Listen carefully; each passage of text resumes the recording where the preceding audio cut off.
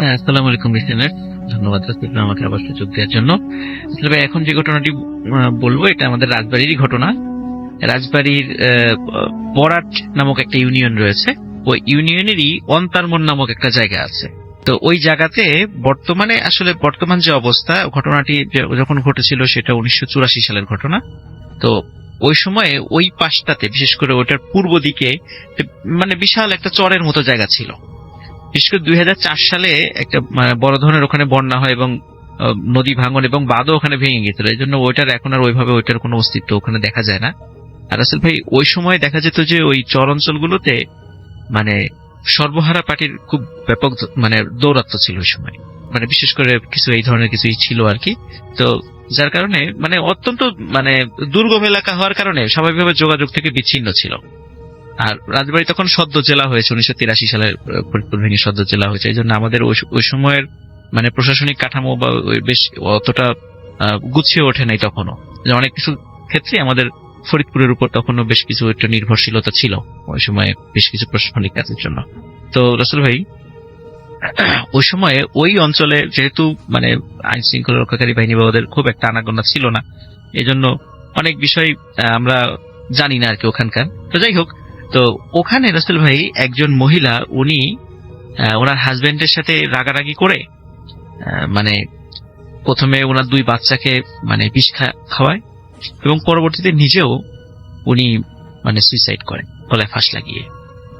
তো এখন যেহেতু এটা পুলিশ কেস, তো প্রথমে একদিনের মধ্যে কোনো পুলিশ আসে নাই আর কি। কারণ আমি তো আগে প্রথম বললাম দুর্গম এলাকা আর কি। তারপরে একদিন পরে পুলিশ এসেছে। এমনিতেই সময়টা ছিল গরমকাল, লাশের অবস্থাও খুব একটা খারাপ পর্যায়ে চলে যাচ্ছিল। তখন দ্রুত আবার সেই লাশটাকে নিয়ে যাওয়া হয় রাজবাড়ী সদরে।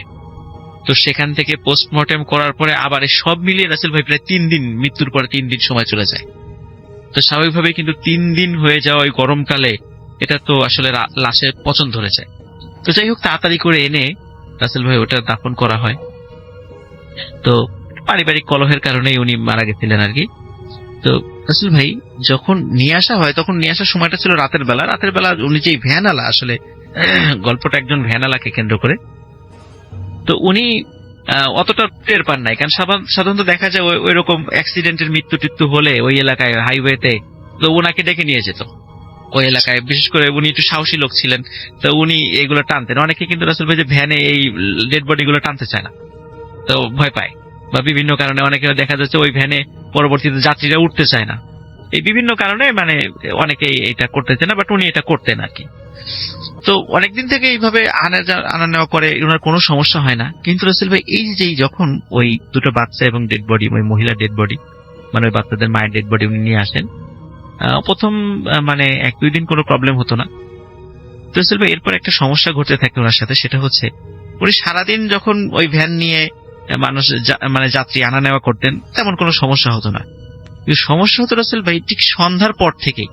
ওনার কাছে মনে হতো যে এই ভ্যানে এত ভারী কোনো বোঝা আছে, উনি টানতেই পারছেন না, অথচ কিন্তু ভ্যান ফাঁকা। উনি কিছুতেই ভ্যান টানতে পারে না। তো উনি এই সমস্যার যে সমাধান কিছুতেই করতে পারছেন না। ভ্যানে কোনো সমস্যা নাকি, কেন রাতের বেলায় শুধু এই সমস্যা কেন হয়, এটা উনি কিছুতেই ফাইন্ড আউট করতে পারে না। তো এরপরে রাসেল ভাই যখন উনি একদিন রাতের বেলা, তখন ওই দিন কোনো যাত্রী পান নাই, কারণ ওই সময় ওই যে গরমকাল ছিল, আবার বৃষ্টিও একদিন নামছিল, জন্য কোনো সন্ধ্যার পরে কোনো যাত্রী ছিল না। উনি তাড়াতাড়ি, আর ওই সময় তো ওই অঞ্চল তো বিশেষ করে চরাঞ্চলের কাছাকাছি, যেহেতু অত্যন্ত প্রত্যন্ত এলাকা ছিল ওই সময়। এখন একটু উন্নত হয়েছে, ওইসব প্রত্যন্ত এলাকা ছিল, এই জন্য সন্ধ্যার পরে লোক এমনিতেও পাওয়া যায় না। উনি একাই উনার বাড়ির দিকে ভ্যান নিয়ে চলে যাচ্ছিলেন। তো যাওয়ার সময় রাসেল ভাই হঠাৎ ওই একই রকম ভাবে হঠাৎ কি মনে হলো যে ওনার ভ্যানটা আবার ভারী হয়ে গেছে। তখন উনি বুঝতে পারছেন না যে আসলে কি হচ্ছে ওনার সাথে। তো উনি দোয়া দুরুদ পড়তে থাকেন। পড়ার একটা পর্যায়ে হঠাৎ উনি খেয়াল করেন যে ওই যে রাসেল ভাই 2টো বাচ্চা, যে ডেড বডি, যে 2টো বাচ্চা কিছুদিন আগে তার মায়ের সাথে উনি নিয়ে আসছিলেন, ওই 2টো বাচ্চা ওনার ভ্যানের পিছনে বসে আছে। উনি প্রচন্ড রকমের এক চিৎকার দিয়ে ভ্যান রেখে ওখান থেকে দৌড়ে চলে যান এবং একটু দূরে গিয়েই একটা বাড়ির সামনে গিয়ে সেন্সলেস হয়ে পড়ে যান। বাড়ির লোকজন বের হওয়ার পরে তার জ্ঞান ফেরানোর পরে বলে কি ঘটেছে, তখন উনি ওটা বলেন। আর এটা বলার পরে রাসেল ভাই মানে প্রথম কথা হলো যে এই ঘটনা যখন জানাজানি হয়ে যায়, ওনার রাতের বেলায় ওনার ভ্যানে এই যে এইরকম লোক দেখা যায়, দিনের বেলা ওনার ভ্যানের লোক ওঠা বন্ধ করে দিল। মানে এতে করে উনি মারাত্মক ভাবে ওনার জীবিকার একটা আর্থিক দুর্দশায় উনি পড়ে গেলেন। সিদ্ধান্ত নিলেন উনি ভ্যান এটা রাখবেন না, ভ্যান উনি হয়তো অন্য গ্রামে নিয়ে বিক্রি করে দিবেন।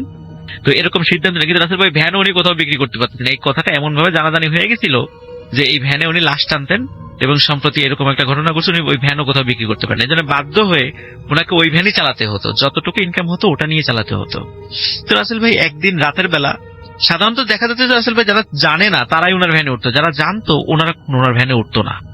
তো ওনারা মনে হতো যে ওই ভ্যানে ওঠার পরে যারা বাড়িতে গেছে কোনো না কোনো তারা একটু অসুস্থ হয়ে গেছে, মানে অসুস্থ বোধ করতো, যার কারণে এটা মানে রোমার ছড়িয়ে গেছিল আর কি ওই এলাকায়, অত্র অঞ্চলে এই ভ্যানে উঠলেই সমস্যা হয়। তো রাসেল ভাই রাতের বেলা উনি আবারও একদিন ফিরছিলেন, তখন হঠাৎ উনি দেখলেন যে না, এবার আর ভ্যানে নয়, এবার মনে হচ্ছিল ওই দুটো বাচ্চা ওই রাস্তার দুধারে যে গাছগুলো আছে, একটা গাছ থেকে উনি ভ্যান নিয়ে এগিয়ে যাচ্ছে, একটা গাছ থেকে আর একটি গাছে ওরা লাফিয়ে লাফিয়ে যাচ্ছিল। তো এই দৃশ্য উনি দেখেন, কিন্তু মানে এইবার একটু সাহস সঞ্চয় করেন। উনি চিন্তা করলেন যে না, আমার এইভাবে ভয় পেলে চলবে না, আমাকে একটু সাহস সঞ্চয় করতে হবে। কিন্তু তারপর রাসেল ভাই কতক্ষণ, যখন বারবার মানে এরকম দেখছে যে পাশ থেকে ওনার কাছে আসছে না, কিন্তু গাছে মানে লাফিয়ে লাফিয়ে যাচ্ছে, একটি পর্যায়ে আবার উনি সেন্সলেস হয়ে পড়ে যান। তারপর গ্রামবাসী পরবর্তী সকালবেলা ওনাকে উদ্ধার করে।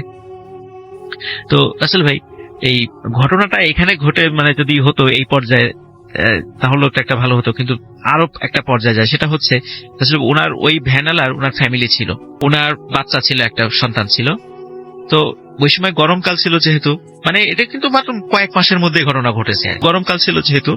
তো উনি রাতের বেলা, ওই দিন প্রচন্ড গরম পড়েছে, তো ওনার ওয়াইফ, বাচ্চা খুব কান্নাকাটি করছিল, ঘুমাতে পারছিল না। ওনার ওয়াইফ বলে যে তুমি বাচ্চাকে কোলে নিয়ে একটু বাইরে থেকে একটু হাঁটাহাঁটি করো, যাতে করে বাচ্চাকে একটু ঘুম পাড়ানো যায়, বাইরে বাতাস আছে, চরাঞ্চলে তো একটু বাতাস টাতাস আছে আর কি।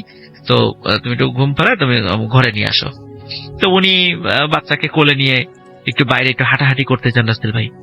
কিন্তু হাঁটাহাঁটি যখন রাসেল ভাই বাসা থেকে বের হয়েছে, তখন দেখছে দূরে ওই যে রাসেল ভাই মহিলাটা এবং ওই যে দুইটা সন্তান, উনি দেখতে পাচ্ছে দূরে ওই মহিলা এবং তার দুইটা সন্তান নিয়ে ওই মহিলা দাঁড়িয়ে আছে এবং কোনো কথা বলছে না, শুধু ওনার দিকে তাকিয়ে আছে।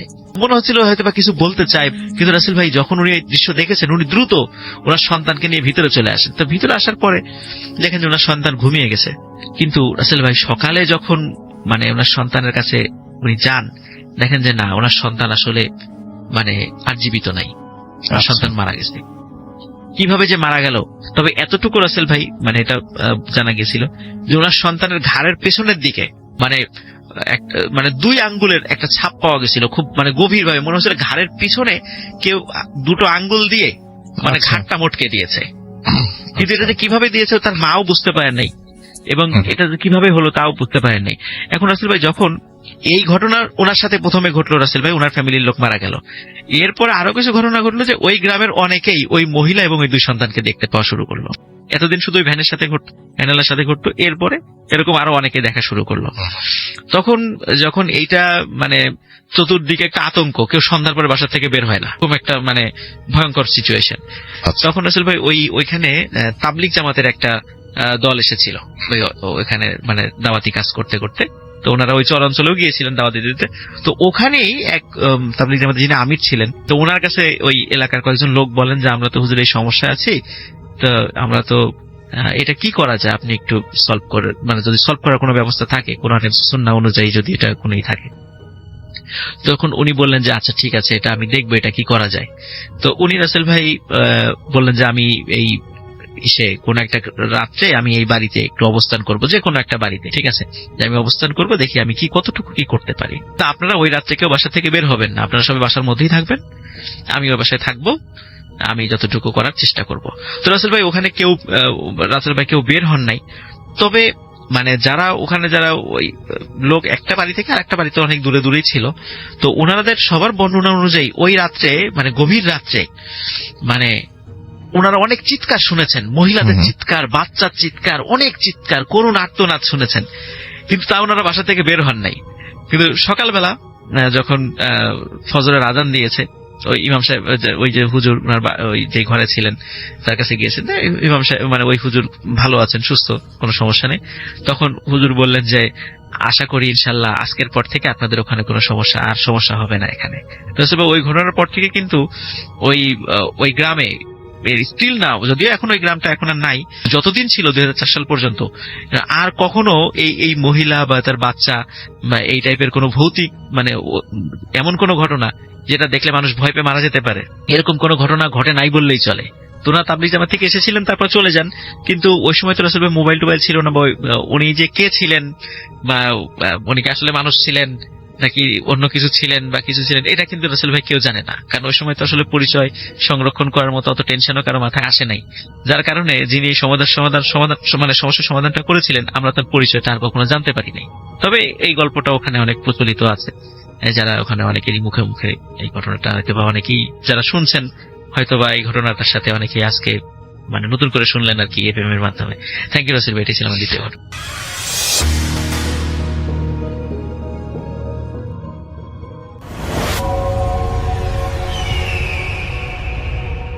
আসসালামু আলাইকুম লিসনার্স, সবাইকে আমন্ত্রণ জানাচ্ছি আমি ডক্টর আলিফ। আশা করছি আপনারা সবাই ভালো আছেন, সুস্থ আছেন। যিনি আমাদের ঘটনা পাঠিয়েছেন তার নাম শাহরুখ আনাম ফাহিম। তিনি খুলনা থেকে আমাদেরকে ঘটনাটি পাঠিয়েছেন এবং তিনি বলেছেন যে যে ঘটনাটা তিনি শেয়ার করবেন সেটা তার এক ফ্রেন্ডের কাজিনের সাথে ঘটে যাওয়া একটি ঘটনা। তার ফ্রেন্ডের কাজিনের নাম হচ্ছে হাসান। তো যিনি হাসানের ঘটনা যিনি শেয়ার করেছেন তিনি বলেছেন যে তিনি বরিশাল জেলার কীর্তনখোলা নদীর পাশেই তাদের গ্রামের বাড়ি। বলেছেন যে ছোটবেলা থেকেই গ্রামগঞ্জে থেকে তিনি মানুষ হয়েছেন এবং তার মধ্যে আসলে ভূতের ভয় নেই বললেই চলে। তার কাজের নাম যে হাসান ছিল, সেই হাসান ভাইয়ের ভূতের ভয় নেই বললেই চলে। তো উনি বলেছেন যে অনেকের মুখেই তিনি শুনতেন যে সন্ধ্যার পর নাকি কীর্তনখোলার পাশ দিয়ে নাকি হেঁটে গেলে অশরীরই দেখা যায়। তো তিনি আসলে কখনো এসব জিনিস বিশ্বাস করতেন না। তো ওইবার নাকি সে মামার বাড়ি গিয়েছিলেন, একটা কাজে গিয়েছিলেন। তো এক পরিচিত চাচার ইঞ্জিন নৌকা বা মোটর নৌকায় তিনি গিয়েছিলেন আর কি। তো বাসায় ফিরতে ফিরতে সেদিন সন্ধ্যা হয়ে যায়। তো চাচার গঞ্জে কাজ ছিল দেখে তাকে বাড়ির থেকে বেশ খানিকটা দূরে তাকে নামিয়ে দেয়। অনেকেই দেখা যায় না মাঝে মধ্যে কেউ যদি কাউকে নিয়ে কোথাও রওনা দেয়, তো তার যদি দূরে কোথাও কাজ থাকে, কাছের একটা জায়গায় নামিয়ে তাকে একটা ড্রপ করে তিনি চলে যান কি। তো জিজ্ঞেস করছিলেন যে তোকে মানে ওনাকে নামিয়ে দেওয়ার সময় জিজ্ঞেস করছিলেন যে তোকে যে নামালাম এখানে তোর কোনো সমস্যা হবে নাকি? তো হাসান সাহেব বলে যে না, আমার কোনো সমস্যা হবে না। তো তার চাচা যখন থেকে বিদায় নিয়ে ওই মোটর বোট নিয়ে তিনি চলে যান। তো তিনি ওইখান থেকে নেমে বাড়ির পথে হাঁটতে লাগলেন। চারিপাশে ওই সময় সন্ধ্যা হয়ে গেছে, অন্ধকারের দিকে, রাতের আধার চারপাশে ছেয়ে যাবে। তো তার সাথে ওই মুহূর্তে কোনো টর্চ বা কোনো আলো ছিল না। এটা ওই মুহূর্তে তিনি ফিল করছিলেন যে একটা টর্চ ভালো থাকলে বেস্ট হতো।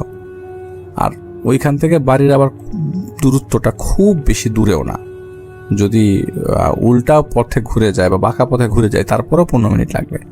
আর সোজা রাস্তা দিয়ে গেলে 25 থেকে 30 মিনিট লাগবে। যেটা শর্টকাট ছিল সেটা 15 মিনিটের ছিল।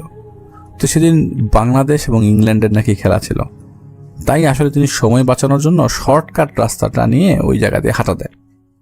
তো হাঁটা অবস্থায় সবাই বাংলাদেশের খেলা দেখছিল। তো বোঝা যাচ্ছিল যে কেউ রাস্তায় নাই। তো প্রায় 4-5 মিনিট হাঁটার পর পাশের একটা ঝোপে হঠাৎ করে কিছু একটা ধূপ করে পড়ার শব্দ হলো। মনে হলো ঝোপের মধ্যে উপর থেকে যদি কেউ নিচে পড়ে, অথবা কোনো ডাব, যদি অনেকে ঝোপের মধ্যে ডাব ছুঁড়ে মারে না উপর থেকে গাছ থেকে, যে শব্দটা হয় ওরকম একটা শব্দটা পায় আর কি। তো ওই রাস্তাটা একটু জঙ্গল টাইপের রাস্তা আর কি, ওই এলাকার মাঝখান দিয়ে গেছে। ওই সময় যেহেতু অন্ধকার, চারিপাশে ঝিঝি পোকার ডাক শোনা যাচ্ছিল। তো প্রথমে তিনি ওই ধূপ করে পড়ে যাওয়ার শব্দটা শোনার পরেই থমকে যায়। তো অনেকক্ষণ চুপ করে দাঁড়িয়ে সেই শব্দটা শোনার চেষ্টা করছিলেন তিনি, প্রায় 20 সেকেন্ডের মতো, এবং কান খাড়া করে দাঁড়িয়ে ওই শব্দটা শোনার চেষ্টা করছিলেন যে আওয়াজটা যেটা আসলো সেটা কোথার থেকে আসলো, এটা উপর থেকে আসলো বা কেউ ছুঁড়ে মারলো নাকি, তিনি আইডেন্টিফাই করার চেষ্টা করছিল। কিন্তু যখন তিনি ওখানে দাঁড়িয়ে গেলেন এবং বারবার খুঁজছিলেন এটা কে ছুঁড়ে মারলো বা কোথার থেকে পড়লো, ওই মুহূর্তে আর কোনো শব্দ হলো না। তো যেহেতু ওই সময় আর শব্দ হলো না, তখন তার একটু সন্দেহ জাগলো। এবার তিনি ধীরে ধীরে পা টিপে ওই ঝোপ ক্রস করে এগিয়ে যেতে লাগলেন। তো তো অনেকেই ভাবতে পারেন যে হয়তো তিনি মিথ্যা কথা বলছে, কিন্তু আসলে তিনি অনেক সাহসী ছিলেন। যাই হোক, ঝোপের পাশে দাঁড়িয়ে তিনি উকি মারছিলেন যে কোনো ঝামেলা আছে কিনা, এখানে কেউ আছে কিনা, লুকিয়ে কেউ কিছু করছে কিনা। তো উনি যখন ঝোপ থেকে মাথা বের করে একটু উকি দেন, তো উকি দিয়ে তিনি চমকে ওঠেন। তিনি দেখলেন একটা সাদা কাপড় পরা মহিলা কিছু একটার উপর ঝুঁকে আছে। দেখে মনে হলো কোনো কোনো একটা জানোয়ার হবে, কোনো একটা জন্তু হবে, চার পায়ের। তো মহিলার পাশ থেকে এরকম শব্দ হচ্ছিল, গজগজ টাইপের হাড় ভাঙার শব্দ আসছিল, কিছু একটা খাওয়ার শব্দ আসছিল। তিনি আসলে ওই মুহূর্তে ওই জিনিসটা চিন্তা করার পরে তিনি আর সহ্য করতে পারলেন না, জোরে চিৎকার দিয়ে বললেন, এই ওইখানে কে কে এখানে? সাথে সাথেই ওই মহিলাটা তার দিকে ঘুরে তাকায়। ওইটা দেখার পর তার মনে হলো যে তার কলিজাটা এবং হাড়টা কোনোটাই তার শরীরে নাই। একটা লাফ দিয়ে উঠে হয়তো সেটা মুখ দিয়ে বেরিয়ে গেছে। বহু কষ্টে তিনি নিজেকে ধরে রাখেন এবং চেহারা দেখার পর তিনি ভয় পেয়ে যান। মহিলার বয়সটা বোঝা যাচ্ছিল না, তবে মহিলার সাদা চুল ছিল, পরনে সাদা কাপড় ছিল এবং সারা মুখে রক্ত লেগেছিল। আর তার সামনে নাকি, ওই মহিলার সামনে নাকি একটা মাঝারি সাইজের গরু, একদম ছোট বাচ্চাও না, খুব বড় গরুও না, একটা গরুর ডেড বডি পড়ে আছে এবং তার বুঝতে বাকি হলো না হয়তো তিনি এটা এখান থেকে নিয়ে এসে খাচ্ছিলেন বা খাবেন। এরপরে যতটুকু মনে ছিল যে জ্ঞান হারাবার আগে তিনি খালি লা ইলাহা ইল্লাল্লাহু মুহাম্মাদুর রাসূলুল্লাহ এবং আল্লাহু আকবার বলার পর তার আর কিছু মনে নাই। তো তিনি এতটুকু খালি হালকা মনে ছিল যে মহিলাটা চোখের পলকে মরা গরুটা রেখে তার দিকে এগিয়ে এসেছিল। এরপর তিনি জ্ঞান হারিয়ে ফেলেন। জ্ঞান ফেরার পরে তিনি দেখেন যে তিনি তার বাড়ির উঠানে, এলাকার সব মুরব্বীরা, সব লোকজনরা জড়সড় হয়ে গেছে, তার আশেপাশে বড় হুজুর বসে আছে। ওনাদের কাছে শুনতে পাওয়া যায় যে রাস্তা দিয়ে ফেরার পথে তাদের বাড়ির 3 বাড়ির পর তাদের একটা চাচা ছিল, নাম ছিল রহমত আলী চাচা। ওই চাচা তাকে দেখতে পায় এবং আরও মানুষের সাহায্য নেয়, যেহেতু ছিল ওখানে একা ছিল না, একা দেখতে পায় ওনাকে। আরও মানুষের সাহায্য নিয়ে তাকে বাড়িতে নিয়ে আসে। তো তাকে যে বাড়িতে নিয়ে আসা হয়, পরে নাকি ওই জায়গায় চেক করে দেখা যায় যে তিনি যে জায়গায় অজ্ঞান হয়েছিলেন সেই জায়গার থেকে নাকি একটু দূরে একটা আধা খাওয়া গরুর মৃতদেহ পাওয়া যায় এবং গরুটার শরীরের বাকি অংশ পাওয়া গেল, মাথা থেকে পেট পর্যন্ত ছিল না। তো এইটা ছিল আমাদের শাহরুখ আনাম ভাইয়ের ঘটনা।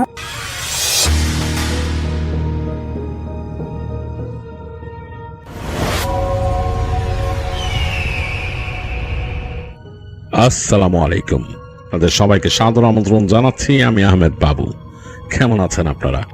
আশা করি সবাই ভালো আছেন। আমি আল্লাহর রহমতে ভালো আছি, আলহামদুলিল্লাহ। তো প্রথম যে ঘটনাটা শেয়ার করব সেটি আমাদের সাথে শেয়ার করেছেন নান আদার দেন ডাক্তার এইচ। এটি ডাক্তার এইচের যুবক বয়সের ঘটনা। তখন তিনি কেবল মেডিকেল পেশায় চলে এসেছেন। তো ডাক্তারদের আড্ডায় এই ঘটনাটা তার শোনা, তো তিনি সেটি শেয়ার করেছেন এবং তিনি নাম আর অন্যান্য জিনিসগুলো সবই ছদ্মনাম ব্যবহার করেছেন। তো আমি সেভাবেই শুরু করছি। তো যার সাথে এই ঘটনাটি ঘটে তার ছদ্মনাম এখানে ধরলাম ইমন, এবং তিনি তখন সদ্য নিয়োগ প্রাপ্ত একজন সরকারি ডাক্তার। কোনো এক উপজেলা স্বাস্থ্য কমপ্লেক্সে তার চাকরি হয়েছে। ফলে ছোট ছোট তখন হাসপাতাল তৈরি হচ্ছিল এবং 90-এর দশকের কথা। আর 90-এর দশকে তখন এত ডেভেলপ ছিল না, তখনকার বাজেটও কম ছিল সরকারের। তো সেখানে যখন তৈরি হতো সেগুলো খুব অ্যাডভান্স হতো না, ছোটোখাটো কোনো বিল্ডিংয়ের মধ্যেই করতো। তো সেরকম একটা মেডিকেল সেন্টারে তার চাকরি হয়েছে এবং ব্যাপার ছিল যে ডাক্তারদেরকে যেতেই হবে, যেখানেই পাঠানো হবে তাদেরকে ওখানে যে সার্ভ করতেই হবে। তো তিনি অনেক কনফিউজ ছিলেন ঢাকায় থাকা অবস্থায় ইমন, যে তিনি কি আসলে জয়েন করবেন না সরকারি পেশায় যাবেন না। তো তারপরে অনেক চিন্তা ভাবনা করে তার বাবার সাথে পরামর্শ করে তিনি চিন্তা করলেন যে যাই। তো চলে এলেন তিনি এখানে, এবং এই জেলাতে তার কাজ পড়েছিল যে উপজেলায়, সেখানে আসার জন্য আসতে হতো প্রথম হচ্ছে বাসে করে আসতে হতো। বেশ রুরাল একটা জায়গা এবং উত্তরবঙ্গের কোনো একটা জায়গা। তো বেশ লং জার্নি, সন্ধ্যা থেকে জার্নি করে একেবারে সকালে এসে সেখানকার বাজারে পৌঁছালে ভোরের দিকে সেখানকার কোনো 3 চাকার ভ্যান বা দেখা যেত ওই যে টেম্পু ছিল, সে টেম্পু বলতে এগুলো করে নিয়ে যেত তাদের সেই স্বাস্থ্য কমপ্লেক্সে। এইভাবেই আসলে তাকে বলা হয়েছে যেভাবে যেতে হয়। তো তখনকার যুগে একটা সবচেয়ে বড় সমস্যা ছিল যে কমিউনিকেশন ব্যবস্থা তো উন্নত ছিল না, মানে বলতে গেলে যে ইলেকট্রনিক কমিউনিকেশন যেগুলো, কোথাও কেউ জয়েন করতে গেলে সেই জায়গা সম্বন্ধে এত ইনফরমেশন পেত না। যেমন এখন তো মোবাইলের যুগ, মানে সেলফোনের যুগ, মানুষ ছবি ভিডিও এগুলো শেয়ার করে দেয় অনেক কিছু। তো তখন এটা হতো না। তখন যদি খবর পেত কারো মানে রুরাল এলাকায় পোস্টিং হয়েছে, তখন তার ভরসা থাকতো যেখান থেকে তাকে অ্যাপয়েন্ট করা হয়েছে সেখানে জিজ্ঞেস করা, যেখানে যিনি আছেন কর্মকর্তা বা তার সাথে কথা বলা যায় ওই জায়গার পরিবেশটা কেমন, কি করতে হবে ইত্যাদি ইত্যাদি টুকিটাকি। তিনিও যে সব ইন্টেল দিতে পারতেন তা না, মোটামুটি একটু দিতেন আর কি, যে এই ঘটনা। তো তারপর কিন্তু যেতে হতো। তো ইমানেরও সেরকমই একটা অবস্থা, তাকে তিনি শুনছেন যে এইভাবে যেতে হয়। তো সেইভাবেই তিনি তার টিকিট কালেক্ট করে নিলেন এবং যথাসময়ে সন্ধ্যার সময় বাড়ি থেকে বিদায় নিয়ে বের হয়ে একটা বেবি ট্যাক্সিতে করে চলে আসলেন সেখানে এবং সেই বাসে উঠে বসলেন। তো বাস চলছে রাতের বেলা, সেই রাস্তা ধরে হাইওয়ে ধরে। তখনকার হাইওয়েগুলো একটু অন্যরকম ছিল, এখনকার মধ্যে এত প্রশস্ত ছিল না, এত সুইফট ছিল না। তো এর মধ্যে ঝিমুনি লেগে যাচ্ছে ইমনের এবং বেশ অন্যরকম। তো দেখা গেল যে হাইওয়ের মাথায় বৃষ্টি শুরু হলো, হালকা বৃষ্টি হচ্ছে বাসে। তো সে শুয়ে শুয়ে চিন্তা করতেছে যে কোথায় যাচ্ছে কি। ছোটবেলা থেকে বড় হয়েছি, ঢাকায় পড়াশোনা করছি, এরপর বিভাগীয় শহরেই তার মেডিকেল স্টাডি হয়েছে। আর তারপর তো এই তো এখন যেতে হচ্ছে, বন্ধুরা অনেকে বিদেশ চলে যাচ্ছে, এরকম এরকম প্ল্যান করছে। তো তারপরও এগুলো ভাবতে ভাবতেই সে চলে যায় এবং একসময় বাসের মধ্যে ঝিমায় ঘুমায়ও যায় অনেকক্ষণ। তো এরকম করে সকালবেলা সে পৌঁছায় যে সেই যে বাস স্ট্যান্ডে। তো বাস স্ট্যান্ডে পৌঁছায় দেখে যে তখনও মানে বাস এর আগে আরেকটা আসছে অন্য জায়গার থেকে, সেখান থেকে মানুষ নামছে কিছু, আর আশেপাশে কিছু নাই।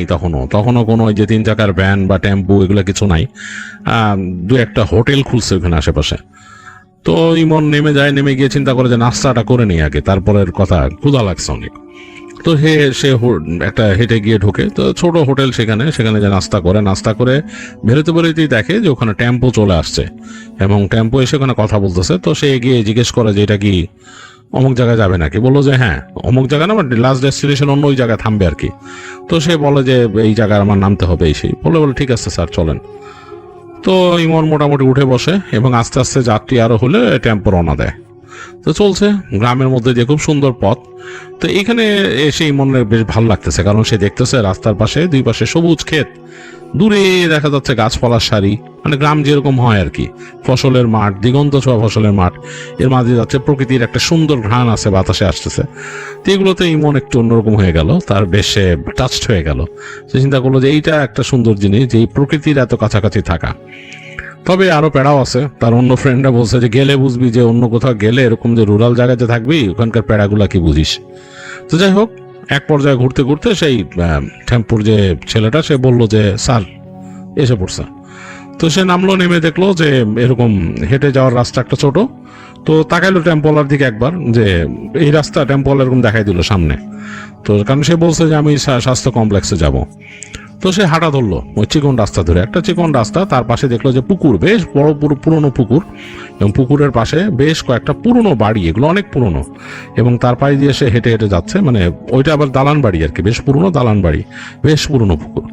এবং এই একটা পুকুর শেষ হওয়ার পর সে দেখলো যে বেশ এরকম একটা রাস্তার পাশে আবার একটা পুকুর এবং দুই পাশে গাছ, অনেক লম্বা লম্বা নারকেল গাছ। যাই হোক, হাঁটতে হাঁটতে সামনে চলে আসলো, এসে দেখতেছে যে ডান দিকে গেলেই একটা ছোট্ট বিল্ডিং আর কি, এরকম হেঁটে। তো ওখানে লেখা আছে যে অমুক উপজেলা স্বাস্থ্য কমপ্লেক্স। তো বুঝলো যে হ্যাঁ এটাই তো। তো হেঁটে হেঁটে সে গেল, ওখানে গিয়ে সামনে যে লোক ছিল তাকে বললো যে আমি এখানে জয়েন করতে আসছি, আমি নতুন ডাক্তার। তো তার সালাম দিল, সালাম দিয়ে ভিতরে নিয়ে গেল, নিয়ে বসাইলো, স্যার বসেন, এখনো তো আসে নাই, মানে তাদের যে বড়, যেখানে এখানকার ইনচার্জ যে উনি আসেন না আর কি, বড় ডাক্তার যিনি। তো বললো স্যার বসেন, আর চা দিতে বললো, ওই লোকটা দৌড়ায় যা বললো চা দিতে। তো আরেকজন আসলে এসে তাকে সালাম টালাম দিল, দিয়ে ওখান থেকে বললো যে স্যার বসেন, কি খাইছেন, খাওয়া দাওয়া করছেন নাকি। তিমন বললো যে হ্যাঁ আমি বাস থেকে নেমেই নাস্তা করছি, কিছু লাগবে না, অসুবিধা নেই। তো লোকটা বললো স্যার বসেন, তারপরও কিছু একটা ব্যবস্থা করতেছি। তিমন বসে আছে কিছুক্ষণ, ওখানে নিউজ পেপার আছে, ওখানে নিউজ পেপার আসে নিয়মিত। তো নিউজ পেপার দেখে সে চোখ বুলাচ্ছে। তো এই সময় একটু পরেই দেখলো যে ওই লোকটা তার জন্য চায়ের কাপ আর সাথে একটা ট্রের মধ্যে চায়ের কাপের সাথে 2টা সিঙ্গাড়া নিয়ে আসছে। তো বেশ ধোঁয়া ওঠা চা, খুব সুন্দর ঘ্রাণ আসতেছে চায়ের। ইমন বুঝলো যে এটা গরুর দুধের চা। চা খেলো এবং দেখলো যে সিঙ্গাড়া যেটা, এটা কামড় দিয়ে বুঝলো যে আলুর টেস্ট একটু ডিফারেন্ট, মানে একটু ডিফারেন্ট ভাবে বানানো, শহরের গতানুগতিক যে সিঙ্গাড়া হয় সেরকম না। ভালো লাগলো ইমনের কাছে। তো এই চা সিঙ্গাড়া খেতে খেতেই দেখলো যে ওখানকার যে ইনচার্জ ছিলেন ডাক্তার সাহেব, উনি চলে আসছেন। তো উনি এসে ঢুকেই ইমনকে দেখতেছে যে বসা এরকমই, দেখে এসে বুঝতে পারছে। তিনি বলেন যে আপনি মনে হয় ইমন। তো বললো যে হ্যাঁ, মানে আপনার কথা বলছে আমাকে যে আজকে আসার কথা, আসেন আমার রুমে আসেন। বসে তাকে নিয়ে গেল রুমে। তো বসলো, বসে বললো যে আমি জানি না আপনার কেমন লাগবে, নতুন আসছেন এখানে, আমি শুনছি আপনি নাকি ঢাকাতেই ছিলেন, ওখানকারই মানুষ। তো এখানে কিন্তু আমি নিজেও ঢাকার লোক, কিন্তু আমার জীবন কাটতেছে এখন এখানে ঘুরে ঘুরে। তো কেমন লাগবে দেখেন কি অবস্থা, বসেন, একটু গল্প গুজব করি। তারপর আপনি তো টায়ার্ড মনে হয়, রাত্রে জার্নি করছেন, আপনার জন্য হচ্ছে উপরে ডর্ম আছে, ওই ডর্মের ব্যবস্থা করা হয়েছে। আর ডর্ম হচ্ছে 3 তলায়। এই 3 তলায় আমাদের এই যে পুরো লম্বাটে দেখছেন, এই বিল্ডিংটা কিন্তু লম্বাটে। তো ইমন এমনি খেয়াল করতেছে, সে এত ভালো খেয়াল করে নাই। তো সেই ইনচার্জ সাহেব বলতেছে যে এখানে 5টা কামরা আছে ওই উপরে 3 তলায়, এই 5টা কামরাই কিন্তু ডর্ম। তো তার মাঝে আমাদের 3 জন তো সবসময় থাকে এখানে, একজন ইনচার্জ সহ 2 জন মেডিকেল অফিসার। তো তাদের থাকার ব্যবস্থা ওখানে থাকে, আর বাকি 2টা রুম থাকে যদি কখনো আমাদের কোনো বিশেষ ব্যক্তিবর্গ আসে ওখানে থাকার জন্য, তাদের থাকতে দেওয়ার জন্য। কিন্তু দুঃখের বিষয় এখানে এখন কেউই নাই, কারণ আমি এখানে আসার পরই আমার পরিবার নিয়ে আসছি। তো পরিবার নিয়ে আমি বাসা নিছি কাছাকাছি। তো দেখা যায় আমার ফ্যামিলি নিয়ে আমার এখানে আসতে হয়, মাঝে মাঝে আবার চলাফেরা করতে হয়, আর ওখানে তো রুম একটা। তো এই কারণে পরিবার নিয়ে বাসা আলাদা নিছি। আর আপনার সাথে আরেকজন মেডিকেল অফিসার আছেন, উনি হচ্ছে পলাশ সাহেব, উনিও বিবাহিত মানুষ, ওনারও কিন্তু বাসা আলাদা নিছেন, উনিও এখানে থাকেন না। তো ইমন বলতেছে যে ও আচ্ছা, উপরে ব্যবস্থা থাকার পর আপনারা থাকতেছেন না। বলে যে না, আমরা এখানে থাকতেছি না, তো এর জন্য আপনার জন্য একটু সমস্যা হবে, একা একা পুরো ওই 3 তলায় পুরো একা থাকতে হবে আপনাকে। হ্যাঁ, আশা করি আপনি পারবেন। তো ইমন একটু হেসে বললো যে হ্যাঁ, সমস্যা হবে না। তো লোকটা বললো যাক, আপনাকে এখন আর বিরক্ত না করি, আজকে তো আর কোনো কাজ নাই, আজকে তাহলে যান, আপনি যে আপনার সবকিছু গোছান, এই হলো, আর দেখা হবে না, আপনার কাজ শেষ হলে নেবেন, কথা বলবো না। আর বাসা খুব দূরে না, কোনো দরকার হলে পিয়নকে বললেই সে খবর দিয়ে দিবে আমাকে। হ্যাঁ, আপনিও চলে যেতে পারেন আমার বাসায়, বসে চা খেতে পারেন, কোনো অসুবিধা নেই। তো ইমন বললো না না, অসুবিধা নেই, তাহলে আমি আসি, উপরে যাই। বলে আচ্ছা। ইমন সুন্দর তার মতো জিনিসপত্র নিয়ে সে উঠে গেল 3 তলায়। তাকে ওই পিয়ন তার লাগেজ টেনে নিচ্ছে, যে লাগেজটা নিয়ে আসছিল ওটা নিয়ে যাচ্ছে। তো পিয়ন তার সাথে গল্প করতেছে, স্যার এইখানে এই মানে নিচতলায় হচ্ছে এরকম ইমার্জেন্সি, এই জায়গায় হলো ওয়ার্ড, এরকম ভাবে বলতেছে। তো বলে যে, আবার বলে যে এগুলার কাজ নাই, মানুষজন আসেও না, খুব কম, ওই আসে প্রতিদিন রোগী দেখায় নিয়ে যায়, ভর্তিও হয় না, মানুষ ভর্তিও থাকতে চায় না। তো ইমন জিজ্ঞেস করছে কেন থাকতে চায় না? কে থাকবে, গ্রামের মানুষ, বা এদের ইচ্ছা নাই, এরা হাসপাতালে ভর্তি হতে চায় না, চায় প্রতিদিন ওষুধ নিয়ে চলে যাবে। আমাদের এখানে যে ওষুধের ডিসপেন্সারি যে এখানে আছে, এখানেও ওষুধ খুব একটা থাকে না, ওষুধের দেখা যায় শর্টেজ পড়ে যায়। তো এরা দেখা যায় যে ওষুধ আনতে চলে যায় অন্য জায়গায়। তো এই কারণে কেউ আর এখানে খুব একটা থাকে না, নিতান্ত বিপদ আপদ হইলে এখানে থাকে। তো বলে ও আচ্ছা আচ্ছা। তো ইমন বলতেছে যে তাহলে আর এমনি সব ব্যবস্থা আছে? বলে টুকিটাকি যতটুকু করার তো করে রাখছে এখানে। এই জেনারেটর একটা নষ্ট হয়েছে, এটা এখন ঠিক হয় না, মানে মানে কঠিন অবস্থা স্যার, বুঝেন তো কি, আর কারেন্টও খুব একটা থাকে না। ইমন বলতেছে আচ্ছা আচ্ছা। তো এই বলতে বলতেই তারা 3 তলা উঠে আসছে আর কি। তো উঠে চলে গেল। ইমনের যে রুমটা একেবারে প্রথমে, যেহেতু বাকি রুমগুলোয় কেউই থাকতেছে না, একদম ডান দিকের রুমটা ইমনকে দিছে তারা। ইমনে বেশ ভালো লাগলো, কারণ বারান্দা, রুমের সামনে যে বারান্দা সোজা চলে গেলে সে দাঁড়ায় আছে। লোকটা যখন খুলতেছে তালা, সে দেখতেছে যে সামনে, একেবারে তার সামনে, মানে তাদের এই বিল্ডিংটার পর থেকেই ফসলের মাঠ শুরু হয়েছে, বেশ বিস্তৃত প্রান্তর। হ্যাঁ, মানে বেশ মানে খুব বিস্তৃত প্রান্তর সামনে, এবং তার ওই পাশে দূর দিয়ে গাছগাছালি বাতাসে উঠতেছে, খুব সুন্দর লাগতেছে ইমনের কাছে। তো লোকটা বললো স্যার আসেন। তো ইমন ঢুকলো লোকটার পিছনে, দেখলো যে মানে ঘরটা খুব সুন্দর, মানে এত সুন্দর দেওয়া, পর্দা দেওয়া, এবং খুব সুন্দর করে রাখা, মানে মানে খুব গোছানো, বিছানাটাও গোছানো, এবং মানে মজা হচ্ছে ফ্রেশ, তারা এটা যত্ন নিচ্ছে।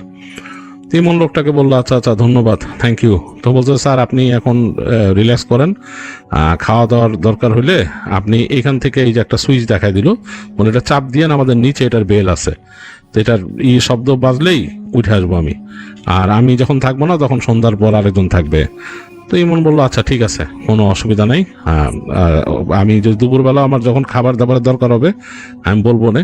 আর খাবারের ব্যবস্থাটা কি কই থেকে ম্যানেজ করবেন জিজ্ঞেস করতেছে। বলে স্যার এখানে আছে তো, রান্না হয় আমাদের এখানে, রান্না করি, ওই যে স্যাররাও দেওয়া হয়তো দুপুরবেলা উনি তো থাকে, আবার দেখা যাচ্ছে রাত্রেবেলা আপনি যদি বলেন আপনার জন্য ব্যবস্থা করে দিব, এটা কোনো সমস্যা নাই স্যার, আজকে তো কোনো চিন্তাই করবেন না, আজকের টাইমই হবে। ইমন বললো যে আচ্ছা আচ্ছা অসুবিধা নেই। বলে যে বিল স্যার এগুলো তো ব্যাপার না, এটা পরে স্যার বললে এটা বিল আমরা করে দিব আপনারে। ইমন বললো যে আচ্ছা আচ্ছা অসুবিধা নেই, তাহলে ঠিক আছে আমি দুপুরের পরে আবার নক করবো না, খিদা লাগলে তখন। বলে আচ্ছা স্যার আজকে যা আছে সেগুলোই নিয়ে আসবো না আপনার জন্য, তরকারি টরকারি। বলে আচ্ছা আচ্ছা। তো ইমন তাড়াতাড়ি চাচ্ছে যে লোকটা চলে যাক। তো লোকটা চলে গেল। ইমন তাকে নামও জিজ্ঞেস করে নেই তার। তো সে তাড়াতাড়ি তার মতো ফ্রেশ হলো, ফ্রেশ হয়ে কিন্তু তার কাছে জানলাটা খুলে দিয়ে বেশ ভালো লাগতেছে, জানলা দিয়ে সুন্দর দেখা যাচ্ছে বাইরের পরিবেশ, খুব সুন্দর গ্রামের একদম, এবং দেখা যাচ্ছে পাখি ডাকতেছে, পাখির ডাক আসতেছে। তো সে ফ্রেশ হয়ে, বাসে তো অনেক টায়ার্ড ছিল, গোসল টোসল করে সে ঘুমায় গেল। ঘুম থেকে উঠছে একদম বিকেল, তখন মানে বেলা পড়ে গেছে, মানে একবারে সূর্যাস্ত হবে এরকম অবস্থা। উঠে দেখতেছে ঘরের মধ্যে অন্ধকার অন্ধকার, সে বাতি জ্বাললো, বাতি জ্বেলে ওই যে বেলের সুইচটা দেখলো, এটা সে চাপ দিল, 2-3 বার করে চাপ দিল। একটু পরে দেখলো যে প্রায় 5-10 মিনিট পর ওই লোকটা আসছে, তার হাতেই টিফিন ক্যারিয়ার, প্লেটলেট। তো বলে স্যার বুঝছি ক্ষুধা লাগছে, আপনি এই এত সারাদিন ঘুমাইছেন, বুঝছি আপনার ক্ষুধা লাগছে, খাবার দাবার নিয়ে আসছে একবারে। মন দেখলো যে বিভিন্ন রকমের সবজি নিয়ে আসছে, একটা মাছ নিয়ে আসছে, কই মাছ এত বড়। তো সে মাছ এতটা খায় না, তারপরে যেহেতু আনছে আর আজকে তো তার কোনো প্রিপারেশন নাই, সে খাওয়া দাওয়া করলো করে বললো যে আমি তো আপনার নামই জিজ্ঞেস করি না, আপনার নাম কি? লোকটা বলতেছে যে আমার নাম হচ্ছে রইস। বলো ও আচ্ছা আচ্ছা আচ্ছা ভালো রইস, আমি নর্মালি মাছ খাই না, রাতের বেলা কি খাবো তাও তো জানি না। তো রইস বলতেছে যে স্যার মাছ তো আজকে এরা করে ফেলছিল, এখন আজকে মনে হয় এই মাছেরই তরকারি হবে রাত্রেবেলা, আর আপনি যদি বলেন তাহলে আমি আপনাকে দেখে মুরগির সালুন এনে দিতে পারি কিনা। তো তখন কিছুক্ষণ চিন্তা করলো ওখানে বসে ইমন, যে আসলে রাতের বেলা সে মাছ আর খেতে চাচ্ছে না, মাছের প্রতি তার আগ্রহ একটু কম। তো বললো যে যদি পারেন অসুবিধা নেই, আমি কিন্তু ওইটা হলে আমি দরকারে টাকা বেশি লাগলে বেশি দিব, অসুবিধা নেই। বলে স্যার চিন্তা করেন না, আমি মাছে আপনার জন্য মুরগির সালুন নিয়ে আসবো রাত্রে, আপনি চিন্তা করেন, একটু লেট হতে পারে হয়তো, আমি দেখা যায় চেষ্টা করবো আর কি, যেখান থেকে পারি নিয়ে আসবো, আপনি অপেক্ষা করেন আমি নিয়ে আসবো। স্যার খায়েন কটার দিকে? তো তখন ইমন বলতেছে আমার খেতে রাতই হয়, 10টা বেজে যায়, 10টা-11টা বেজে যায়। বলে অবশ্য এই সময় তো সব ঘুমায় যায়, যাক আমি নিয়ে আসবো না স্যার, এই 10টার দিকেই নিয়ে আসবো আপনার জন্য খাবার। তো ইমন বললো আচ্ছা ঠিক আছে কোনো অসুবিধা নাই, বলে সে রইসকে বিদায় দিল। রইস তাকে বললো যে স্যার আপনার এখানে ড্রয়ারের মধ্যে কিন্তু মোমবাতি আছে, ম্যাচ আছে, কারণ কারেন্ট কিন্তু থাকে না প্রায়, যে বলছি কারেন্টের অবস্থা ভালো না, জ্বালাই নিয়েন। আর রাত্রেবেলা এখান থেকে ওই বেরোলে পরে একটু দোয়া দুরুদ পড়ে এখান থেকে হাঁটাচলা করেন। তো ইমন বলছে কেন দোয়া দুরুদ পড়ে হাঁটাচলা করতে হবে কেন? বলে স্যার বুঝেন তো একলা, মানে এই ঘর এখানে কোনায় কেউ থাকে না, এই 3 তলাতে কেউ নাই, বুঝেন না, মানুষ একটু দোয়া দরুদ পড়ে চলাফেরা করে। তো ইমন একটু মুচকি হেসে বললো যে আচ্ছা ঠিক আছে দোয়া দরুদ পড়ে চলাফেরা করবো, ভূত প্রেতের ভয় দেখান না ভাই, নতুন আসছি এখানে। তো তখন রইস বলতেছে না স্যার ভয় দেখাচ্ছি না, আমি কিন্তু আপনার এমনি বললাম স্যার, মানুষজন ভয় পায়, পুরো খালি না জায়গাটা। ইমন বলতেছে আচ্ছা আচ্ছা ঠিক আছে অসুবিধা নাই, আমি দোয়া পড়বো, আপনি খাবার নিয়ে আসেন, খাবার নিয়ে আসলে মানে পেট ভরা থাকলে ভয় কম লাগবে। তো তখন রইস একটু মানে অবাক হয়েছে, অবাকে হাসি দিয়ে বলতেছে যে স্যার, মানে হেসে বলতেছে স্যার আপনি মনে করতেছেন যে আপনার সাথে মজা করতেছি। তো ইমন বলে যে না না মজা না, আপনি এসে পড়েন রাত্রেবেলা, আমি নাইলে কিন্তু ভয় পাবো একলা একলা, আপনি নিয়ে এসেন খাবার দাবার। বলে বিদায় দিল রইসকে। তো রইসও দেখা গেল যে চলে গেল। তো রইস চলে যাওয়ার পর ইমন ওখানে বসে দেখতেছে বাইরে খুব সুন্দর একটা পরিবেশ, সূর্য ডুবে যাচ্ছে, একেবারে গাছের উপর দিকে মেঘের উপর রং লেগে আছে এরকম একটা অবস্থা, নিচে বেশ ডার্ক হয়ে গেছে প্রান্তটা, ফসলের প্রান্তটা অন্যরকম, যেখানে পানি সেখানে আকাশের ছায়া পড়ছে। ইমন দেখে ভাবতেছে যে না মন্দ না, জায়গাটা বেশ সুন্দরী, যদিও শহরের মানে কোনো নাই, মানে শহরের ফ্যাসিলিটিস নাই। শহরে দেখা যেত যে সে বেরোতো বন্ধু বান্ধবদের সাথে আড্ডা দিত রাতে 7টা-8টার পরে, একটা আলাদা একটা জগৎ ছিল। এখানে তো এরকম কিছুই নেই, এবং মানে খুব বোর্ড অবস্থা থাকতে হবে। আর এখানে দেখা যাচ্ছে যে তার যে ডর্মের রুম সেটার মধ্যেও টেলিভিশনও নাই, টেলিভিশন একটা দেখছিল সে সেই নিচে, তাদের যে ওই যে অফিস রুমের মতো ওখানে টেলিভিশন ছিল, কিন্তু ওটা চলতেছিল না তখন। তো এখন রাতের বেলা ওখানে নেমে কিছু টিভি দেখবে, এমনি তো টিভি দেখতো না, সন্ধ্যার পরে কিছুই থাকতো না টিভিতে। রাত 9টার সময় দেখা যেত যে কোনো প্রোগ্রাম হলে হইতো। যাই হোক, এগুলো ভাবতে ভাবতে ইমন তার রুমে বসে দেখলে অন্ধকার হয়ে যাচ্ছে, তো বাতিটা জ্বালায় দিল। বাতি জ্বেলে বাইরে আসলো, বারান্দায় হাঁটা চলা করলো কিছুক্ষণ। এর মাঝে রাত হয়ে গেল এবং পোকামাকড়ের ডাক শুরু হলো। দেখা গেল যে প্রকৃতি মনে হলো হঠাৎ করে একটা ভিন্ন রূপ নিয়ে নিল ওই জায়গায়। কারণ একেবারে নির্জন জায়গায়, তো মানে এই হাসপাতালটা একেবারে প্রান্তে।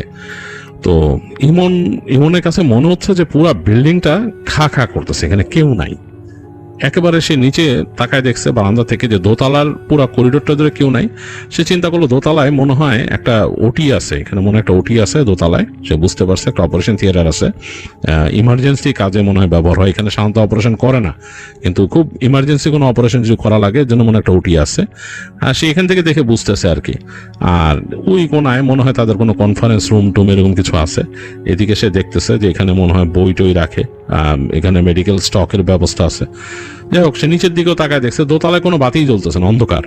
আর তার 3 তলায় যে সে আছে তার ডর্মের সামনে কিন্তু মানে কোনো লাইট নাই, রুমের আলোটাই যতটুকু এসে পড়ছে। আর নিচ তলায় দেখতেছে সে একটু আলো জ্বলতেছে সামনে, এবং নিচ তলায় কিন্তু ওয়ার্ড, নিচ তলায় কেবিন। তো যাই হোক, সে তার কাছে মনে হচ্ছে কোনো মানুষজনই নাই, কি অবস্থা। তো ইমন চিন্তা করলো যে একটু নিচে যাই, হেঁটে দেখে আসি। শুধু নিচে গেল হেঁটে সিঁড়ি দিয়ে। দোতলার কাছ দিয়ে যখন সে নামতেছে, ইমনের কাছে কেন জানি মনে হইতেছিল যে দোতলায় কেউ হাঁটাহাঁটি করতেছে, মানে মানে হেঁটে এদিক দিয়ে যাচ্ছে আবার এদিক দিয়ে আসতেছে, এরকম মনে হচ্ছে। মানে হাঁটা পাইচারি করে যেরকম সেরকম। সে যখন নামতেছে সিঁড়ি দিয়ে দোতলা, এবং সিঁড়িগুলো বেশ প্রশস্ত এবং বেশ উঁচা না, খুব কমফোর্টেবল সিঁড়ি। তো ইমন এই শব্দটা পেয়ে চিন্তা করলো যে দোতলায় কি কেউ আছে। তো সে হেঁটে ওই করিডোরে চলে গেল। করিডোরে যে ডানে তাকালো, কেউ নাই, পুরা ফাঁকা, খা করতেছে। এবং অন্ধকারে কি ওই যে সামনে আকাশের আলো যতটুকু পড়ছে এতটুকু যত দেখা যাচ্ছে ব্যালকনি। বাঁদিকে তাকালো, সেখানেও কেউ নাই, মানে সিঁড়ির 2 পাশে কেউ নাই, পুরো খা করতেছে। অথচ ইমন কিন্তু একটু আগে স্পষ্ট শুনতেছিল যে শব্দ, মানে এরকম হাঁটার শব্দ। তো সে চিন্তা করলো যে আমি একটু দেখি, ওই পাশে যাই, ডাইনে যাই, হেঁটে যাই। তো কারণ আমার তো চিন্তা হবে, এখানে তো আমি কাজ করব। তো ইমন হাঁটা দিল ডান দিকে, হেঁটে যে সে সামনে যে প্রথম দেখতেছে রুম লক করা, এরপরেরটা যে দেখতেছে, এবং সে যে ধারণা করছিল সেটাই, যে এই পাশের যে রুমটা আছে ওইটা দিয়ে সে ডানে দেখতেছে যে দরজা, এবং সে লেখাই আছে ওখানে যে অপারেশন থিয়েটার। তো সে বুঝলো যে এখানে একটা ওটি আছে, ইমার্জেন্সি কাজে ইউজ হয়। কতদিন আগে ইউজ হয়েছে সেটা সে জানে না। তো সে ভালো মতো তাকায় দেখলো, কারণ তাকে জানতে হবে যে এখানে কোনো প্রয়োজনে তাকে কাজ করতে হইতেও পারে। হ্যাঁ, তো এইটা দেখলো সে। তারপর আরো হেঁটে গেল সামনে। যে ধারণা করছিল সে ওখানে কনফারেন্স রুম আছে, হ্যাঁ আসলে এখানে কনফারেন্স রুম মোটামুটি তার ধারণার সাথে মিলে গেছে।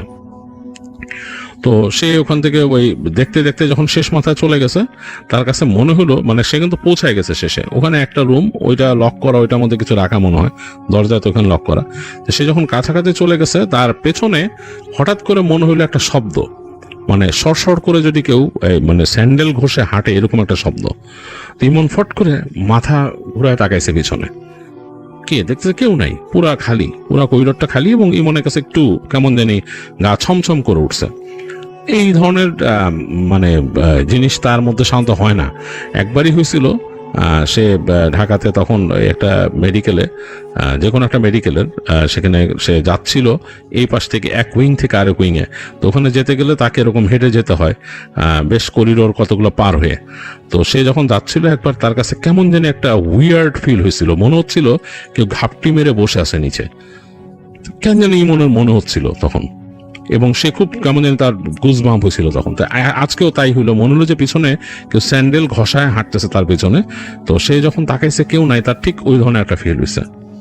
তিমন ভাবলো যে এগুলা আসলে মনের ভুল, এই যে এই লোকটাই যে আজে বাজে বকে গেছে একটু আগে, এর জন্য এই রইসের মতো লোকদের থেকে দূরে সরাইতে হবে, আর এদেরকে বুঝাইতে হবে যে এগুলো ফালতু। বলে সে আবার হাঁটা দিল, হেঁটে এসে একবারে দোতলার থেকে নিচে নেমে গেল।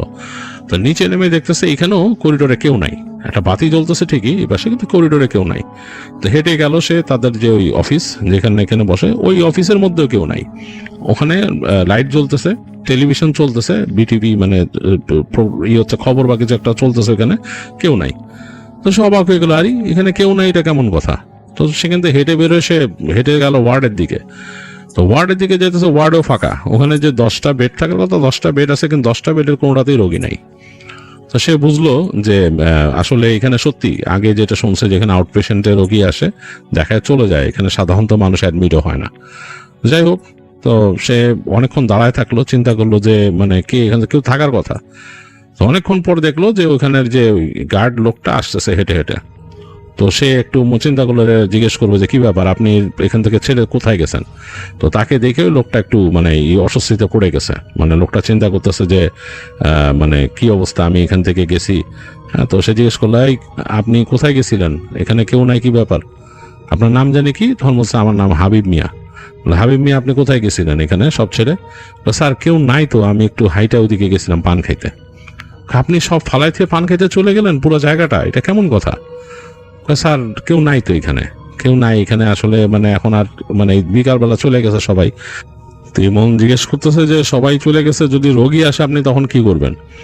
রোগী স্যার এরকম আহে না, আর যদি আসেই মানে আমার সামনে যদি পড়ে রোগী, তাহলে আমি সাথে সাথে রোগীর এখানে রাইখা আপনারা ডাক দিব উপরে, যে কইছে তো 3 তলায় ডাক্তার সাহেব আছে, ডাক দিব। এইটাই তো স্যার নিয়ম, মানে উপরে থাকলে যে থাকবে রে ডাকুন। এইরকমই করেন আপনারা? বলে হ্যাঁ। আমার আগে কে ছিল এনে? বলে ছিল আরেক ডাক্তার সাহেব ছিল, উনি তো গেছে। তো ইমন আর কোনো কথা বাড়াইলো না।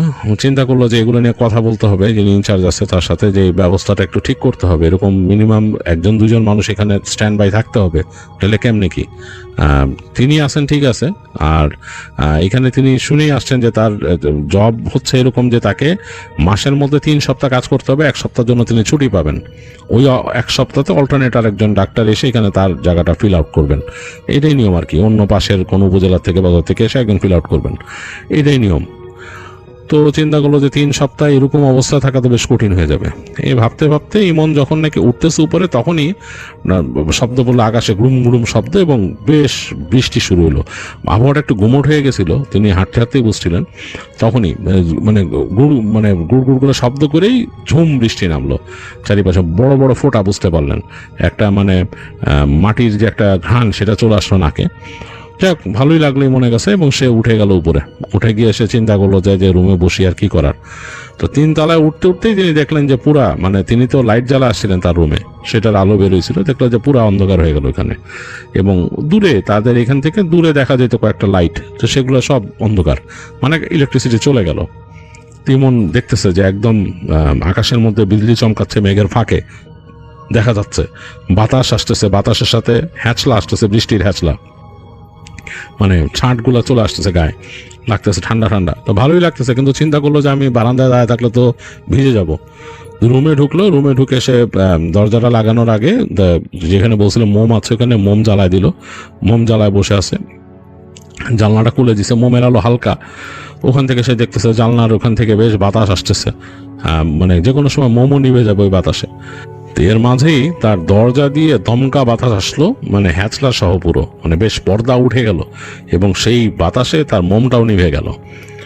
মন চিন্তা করলো যে না, দরজা লাগাই দিতে হবে। এই মানে আসলে খোলা প্রান্তর দিয়ে অনেক জোরে বাতাস আসে, তো সে দরজাটা লাগাই দিল। দরজা লাগাই দেওয়ার পর একটু কোয়াইট হয়ে গেছে, ওদিক দিয়ে বাতাস এত জোরে ঢুকতেছে না। তো সে জানলার দিকে তাকায় এসে বসে আছে, কিছু করার নাই। তো এই অবস্থায় সে ঘুমায় গেল। আসলে মানে ওরকম বসে থাকতে থাকতে একসময় ঘুমায় গেছে। কতক্ষণ ঘুমাইছে বলতে পারবে না ইমন। হঠাৎ করে তার মানে ঘুম ভাঙলো দরজায় নখের শব্দে। মনে হলো যে ঠক ঠক ঠক ঠক করে নখ হচ্ছে দরজায়। তো ইমন তাকাইছে, তাকে ঘুম থেকে মানে অল অফ এ সাডেন ঘুম থেকে উঠছে, মানে লাফ দিয়ে উঠছে ঘুম থেকে। উঠে সে ঠক ঠক ঠক ঠক ঠক ঠক শব্দ হচ্ছে দরজায়, কে নক করতেছে। তো সে বললো কে? তো কোনো শব্দ নাই, কোনো শব্দ নাই। তো সে বললো কি রে, রেসপন্স করে না কেন? আবার বললো এই কে? তো ওই পাশ থেকে তখন শব্দ আসলো আমি। তা আমি শুনে সে মনে করলো যে মনে হয় রইস, তার মনে হলো যে রইস যে গেছিল তার জন্য খাবার নিয়ে আসার কথা, হয়তো রইস আসছে। তো ইমন উঠলো, উঠে দেখতেছে যে বাইরে হালকা টিপ টিপ বৃষ্টির শব্দ হচ্ছে, এবং আকাশটা ওরকম মানে ডার্ক, এবং সেটা মেঘ দিয়ে ঢাকা, এবং মাঝে মাঝে গুড়গুড় গুড়গুড় শব্দ হচ্ছে, মানে বৃষ্টি থেমে গেছে, নর্মালি হালকা বৃষ্টি হইতেছে। তো ইমন উঠে গেল, ঘরটা অন্ধকার, মানে ওই জানলার আলো দিয়ে যতটুকু আসতেছে বোঝা যাচ্ছে না, ঘরটা অন্ধকার হয়ে আছে। ইমন গিয়ে দরজার ওই যে পর্দাটা এই পাশে দিয়েছিল সরাই দিয়ে সে দরজাটা খুলে দিল, খট করে দরজাটা খুলে টেনে দরজার পাল্লা মেলে ধরলো, 2 পাল্লা আর কি। দেখতেছে যে তার থেকে বেশ সামনে, মানে 2-3 হাত দূরে ওই একটা লোক দাঁড়ানো, গায়ের মধ্যে একটা চাদর পেঁচানো, মুখটা ঠিক মতো দেখা যাচ্ছে না। তো সে বললো কি রইস না? তো লোকটা বলতেছে যে আহেন, আহেন বলে এরকম হাত দিয়ে দেখাচ্ছে তাকে। ইমন চিন্তা করলো আহেন মানে? তো বললো রইস মিয়া কই? আবার জিজ্ঞেস করছে রইস মিয়া কই? বলে আহেন, আহেন। তো ইমন আর কোনো কথা না বলে লোকটার সাথে হাঁটা দিল সে পিছনে, যে লোকটা কোথায় যায়। আর ইমন তো নর্মালি ওই যে ট্রাউজার আর গেঞ্জি পরা ছিল, তো ওইভাবেই হেঁটে সে রওনা দিল, পায়ে জাস্ট একটা স্যান্ডেল পরে আর কি, যেটা খুলে রাখছিল। লোকটার পিছে পিছে হেঁটে বেরোচ্ছে। তো লোকটা দেখলো যে হেঁটে হেঁটে সিঁড়ির দিকে যাচ্ছে। ইমন চিন্তা করলো, আরে কই যায়, অন্ধকার তো চারিদিকে, সিঁড়ি দিয়ে কই নামবে, সিঁড়ির ওই জায়গাটা ঘুরঘুরটি অন্ধকার। তো ইমন আর কোনো কথা না বলে ওই লোকটার পিছে পিছে যাচ্ছে। সে চিন্তা করলো যে এটা কি, লোকটা কি ওই নিচের দারোয়ান বা রাতে পাহারা দেয় ওই লোক কি থাকে না এখানে, ওই যে হাবিব মিয়া যে বলছে সে থাকে না, নানা রকম চিন্তা করতে করতে লোকটা পিছে যাচ্ছে। তো চিন্তা করলো তো এখন তো রইসের খাবার নিয়ে আসার কথা তারে। তো সে হেঁটে হেঁটে লোকটা পেয়ে যাচ্ছে। লোকটা সুন্দর করে হাঁটলো এই অন্ধকারের ভিতর দিয়ে। ইমন বুঝতে পারতেছে না, ইমন একটু আলো দেখছে, প্রথম সিঁড়ির অংশটা দেখতে পাচ্ছে তাদের বারান্দার আলো দিয়ে, মানে তার যে বারান্দা সেটা আলো দিয়ে, মাঝামাঝি পর্যায়ে ল্যান্ডিং। তারপরের অংশটা কিন্তু সামনে এতটা ভিজিবল না, 2 তলার বারান্দার আলোতে একটু দেখা যাচ্ছে অর্ধেকের মতো, আর মাঝখানে বেশ খানিকটা অন্ধকার। তো এর মাঝেই সে দেখলো যে লোকটা আস্তে করে ডান দিকে চলে গেল, ওই দোতলায় যে ডান দিকে চলে গেল। তো ইমনও হেঁটে হেঁটে ওই লোকটার পেছন পেছন গেছে নেমে সিঁড়ি দিয়ে। চিন্তা হলো দোতলায় যাচ্ছে কেন, তখনও তার মাথায় চিন্তা দোতলায় যাচ্ছে কেন। তো দেখতেছে সে হেঁটে তার থেকে বেশি একটা সামনে। তো ইমন তখন তাকে জিজ্ঞেস করছে, কই যান আপনি, কি ব্যাপার, আপনি কে? তো লোকটা কোনো উত্তর দিচ্ছে না, সে হেঁটে যাচ্ছে সোজা। তো ইমন ওই লোকটার পেছন পেছন গেছে। তারপরও গিয়ে দেখলো যে লোকটা যেই জায়গায় সে দেখছিল যে ওটির দরজা, এখানে লেখা ওটি, ওখান থেকে ডাইনে ঢুকে গেল, ডান দিকে ঢুকে গেল, মানে সে ওটির দরজা দিয়ে ঢুকে গেল। ইমন অবাক হলো, আর এই দরজা তো আমি লাগানো দেখছি ওই সময়, মনে হয় তালাও দেখছি, এটা কিভাবে ঢুকলো লোকটা। তো সে খুব কিউরিয়াসিটি বশত দ্রুত হেঁটে গেছে সামনে, যে দেখতেছে দরজাটা খোলা, মানে হাট করে খোলা, 2টা পার্ট খোলা। আর ইমন অবাক হলো, অন্ধকারের মধ্যে ওটির মধ্যে এই লোকটা ঢুকছে, ঘটনা কি, কে? ইমনের মানে কয়েক সেকেন্ডের জন্য তার মাথার মধ্যে আসছে, আমাকে কি এইখানে কেউ ভয় দেখানোর চেষ্টা করতেছে এরা, মানে তার মাথার মধ্যে খুব দ্রুত একটা চিন্তা ঘটছে যে মেবি এখানকার মধ্যে অনেক করাপশন আছে। কারণ এখানে খুব দ্রুত সে চিন্তা করছে এটা, যে আমি এখানে আসছি, আসার পরেই দেখছি যে এখানে উপরে কেউ থাকে না, উপরটা ফাঁকা, এবং আমি উঠলাম এবং আমাকে বলে গেল যে এখানে দোয়া দরুদ পড়ে হাঁটবেন, নিচে যাই দেখি একজন লোক নাই, পুরো ফাঁকা। ঘটনা কি, দ্যাটস মিন এইখানে লাইলুট কারবার চলতেছে, এবং এরা মনে হয় চায় না যে নতুন কেউ এসে এখানে এইভাবে সাস্টেন করুক। ইমন এটা চিন্তা করছে, কিন্তু ঘর অন্ধকার, তো তার ওই চিন্তাটা বেশিক্ষণ লাস্ট করে নাই, মানে অন্ধকারের মধ্যে ডিপ অন্ধকার, ঘরের ভিতরে কিছু দেখা যাচ্ছে না। তো অন্ধকারটা শুয়ে আসার জন্য সে কয়েক সেকেন্ড চোখ পিটপিট করতেছে। তো চোখ কয়েক সেকেন্ড পিটপিট করে যখন তার চোখে কিছুটা শুয়ে আসছে, সে বুঝতে পারতেছে আলো আধারিতে, মানে দরজাটা তো খোলা রুমের, বাইরে আকাশের আলো রুমের মধ্যে ঢুকছে, সেটাতে মানে হালকা আলো আধারিত তৈরি হয়েছে রুমের ভেতরে। এটাতে সে মোটামুটি একটা মানে স্ট্রাকচার বুঝতে পারতেছে রুমের মাঝখানে অবভিয়াসলি কোনো অপারেশন টেবিল নাই, মানে যেটা থাকার কথা, যেহেতু ওটি লেখা, ওরকম কিছু নাই। এবং তার থেকে সে দূরে বুঝতে পারতেছে একটা এরকম বেডের মতো রাখা আছে, ওই যে মানে টেনে আনে যেগুলো আর কি, ট্রলি বেড যেগুলা, সে দেখতেছে এরকম একটা বেডের মতো রাখা। তো সে বাঁয়ে তাকাইলো, বাঁ দিকটা বেশ ঘুটঘুটে অন্ধকার, কিছু দেখা যাচ্ছে না। তো সে তখন ওই লোকটার উদ্দেশ্যে বলতেছে, আপনি কই, আমাকে নিয়ে আসলেন এখানে, আপনি কোথায়? এই যে কোনো সারা শব্দ নাই। তো সে একটু হেঁটে সামনে গেল। তখন ইমন চিন্তা করলো, কি ব্যাপার, ঘটনা কি, একটু সামনে গেল হেঁটে, এখানে আমার কে নিয়ে আসলো। এসে ওই যে ওখানে যে বেডটা আছে, বেডটার কাছে এসে চলে আসছে। তো বেডটা যখন কাছে চলে আসে, তখন তার মনে হচ্ছে বেডের উপরে কেউ একজন শোয়া আছে, বেডের উপর কোন একজন মানুষের মতোই মনে হলো তার কাছে, মনে হলো কাপড় দিয়ে ঢাকা, এরকম মনে হচ্ছে যে চাদর দেওয়া শুয়ে আছে। তো সে অবাক হইল, কি ব্যাপার, এরকম রাতের বেলা ওটির মধ্যে এরকম একটা সেখানে মানুষ শুয়ে আছে, ঘটনা কি? নাকি গ্রামের কেউ ওখানে নিয়ে আসছে, তারা অপারেশন এখানে উঠাই দিছে, তারা ওখানে তো সব নিচে যে গাধা, যে গার্ড আছে সে তো গাধা, ওইখানে তারা ওয়ার্ডে না দিয়ে এখানে নিয়ে আসছে নাকি? আর আমাকেও তো ডাকতে আসলো না কেউ, আর এই লোকটাকে আমরা ডাকতে আসছে। এই চিন্তা করতে করতে সামনে গেল, যে দেখলো যে একটা এরকম বডি, মানুষের শরীরের মতো, সে বুঝতে পারতেছে। তো সে হাত দিল, মানে আসলে ইমন তো আসলে এগুলো বিশ্বাস করতো না, মানে অতিপ্রাকৃত কিছু বিশ্বাস করতো না। সে র্যাশনাল এক্সপ্লেনেশন দিয়ে মনে করতেছে কোনো মানুষ, এগুলোই সে বোঝার চেষ্টা করতেছে। তো সে হাত দিছে সামনে। তো হাত দিয়ে সে যে হাতটা ধরলো, তার কাছে মনে হলো যে একটা হাত ধরলো। সে হাতটা ধরে সে বুঝতে পারলো বেশ বয়স্ক মানুষের কোনো হাত, মানে হাতের, সে তো একটা ডাক্তার, তার গ্রিপ সেন্স আছে, সে বুঝতে পারছে কোনো বয়স্ক মানুষের হাত, হাতের মধ্যে অনেক কুঞ্চন এরকম। তো সে হাতটা দেখে সে পালসটা দেখার চেষ্টা করলো, দেখলো কোনো পালস নাই, আর ঠান্ডা বডিটা কিন্তু একদম ঠান্ডা, মানে এটা একটা মৃত মানুষের শরীর। এটা সে বুঝলো, এটা মৃত মানুষের শরীর। তো সে তখন মানে জোরে বলে উঠলো, এই আপনি কে, কই নিয়ে আসছেন আমার, এটা কে, বডি কার, এ বলে তাকাইলো। তো সে দেখলো অন্ধকারের মধ্যে, সে যে অন্ধকারের দিকে তাকাইছে ওই জায়গায় ঠিক অন্ধকারের মধ্যে দপ করে একজোড়া চোখ জ্বলে উঠছে, পুরো অন্ধকারের মধ্যে একজোড়া চোখ জ্বলে উঠছে, কোনো কিচ্ছু আর বোঝা যাচ্ছে না। আর সাথে সাথে ওই যে সে যে হাতটাতে পাস দেখতেছিল, ওই হাতটা তাকে চেপে ধরলো, তার হাত, মানে এই ইমনের হাত চেপে ধরছে। তো ইমন থতমত খেয়ে একটা ইলেকট্রিক শকের মতো খাইছে, সে বুঝতে পারেনি কি, সে এইভাবে তাকাইলো সামনে, তার কাছে মনে হলো যে অন্ধকারের মধ্যে যে বডিটা ওইটা উঠে বসলো, মানে সে বুঝতে পারতেছে যে একটা অবয়ব, মানে সেই অবয়বটা মানে একটা বডির অবয়ব যেটা তার হাত চেপে ধরে রাখছে, সেটা শোয়ার থেকে উঠে বসছে, এটা বোঝা যাচ্ছে আলো আধারির মধ্যে, খুব সামান্য আলো আধারি সেটার মধ্যে বোঝা যাচ্ছে। আর ওই পাশে কিন্তু ওই যে চোখ জ্বলে উঠছে।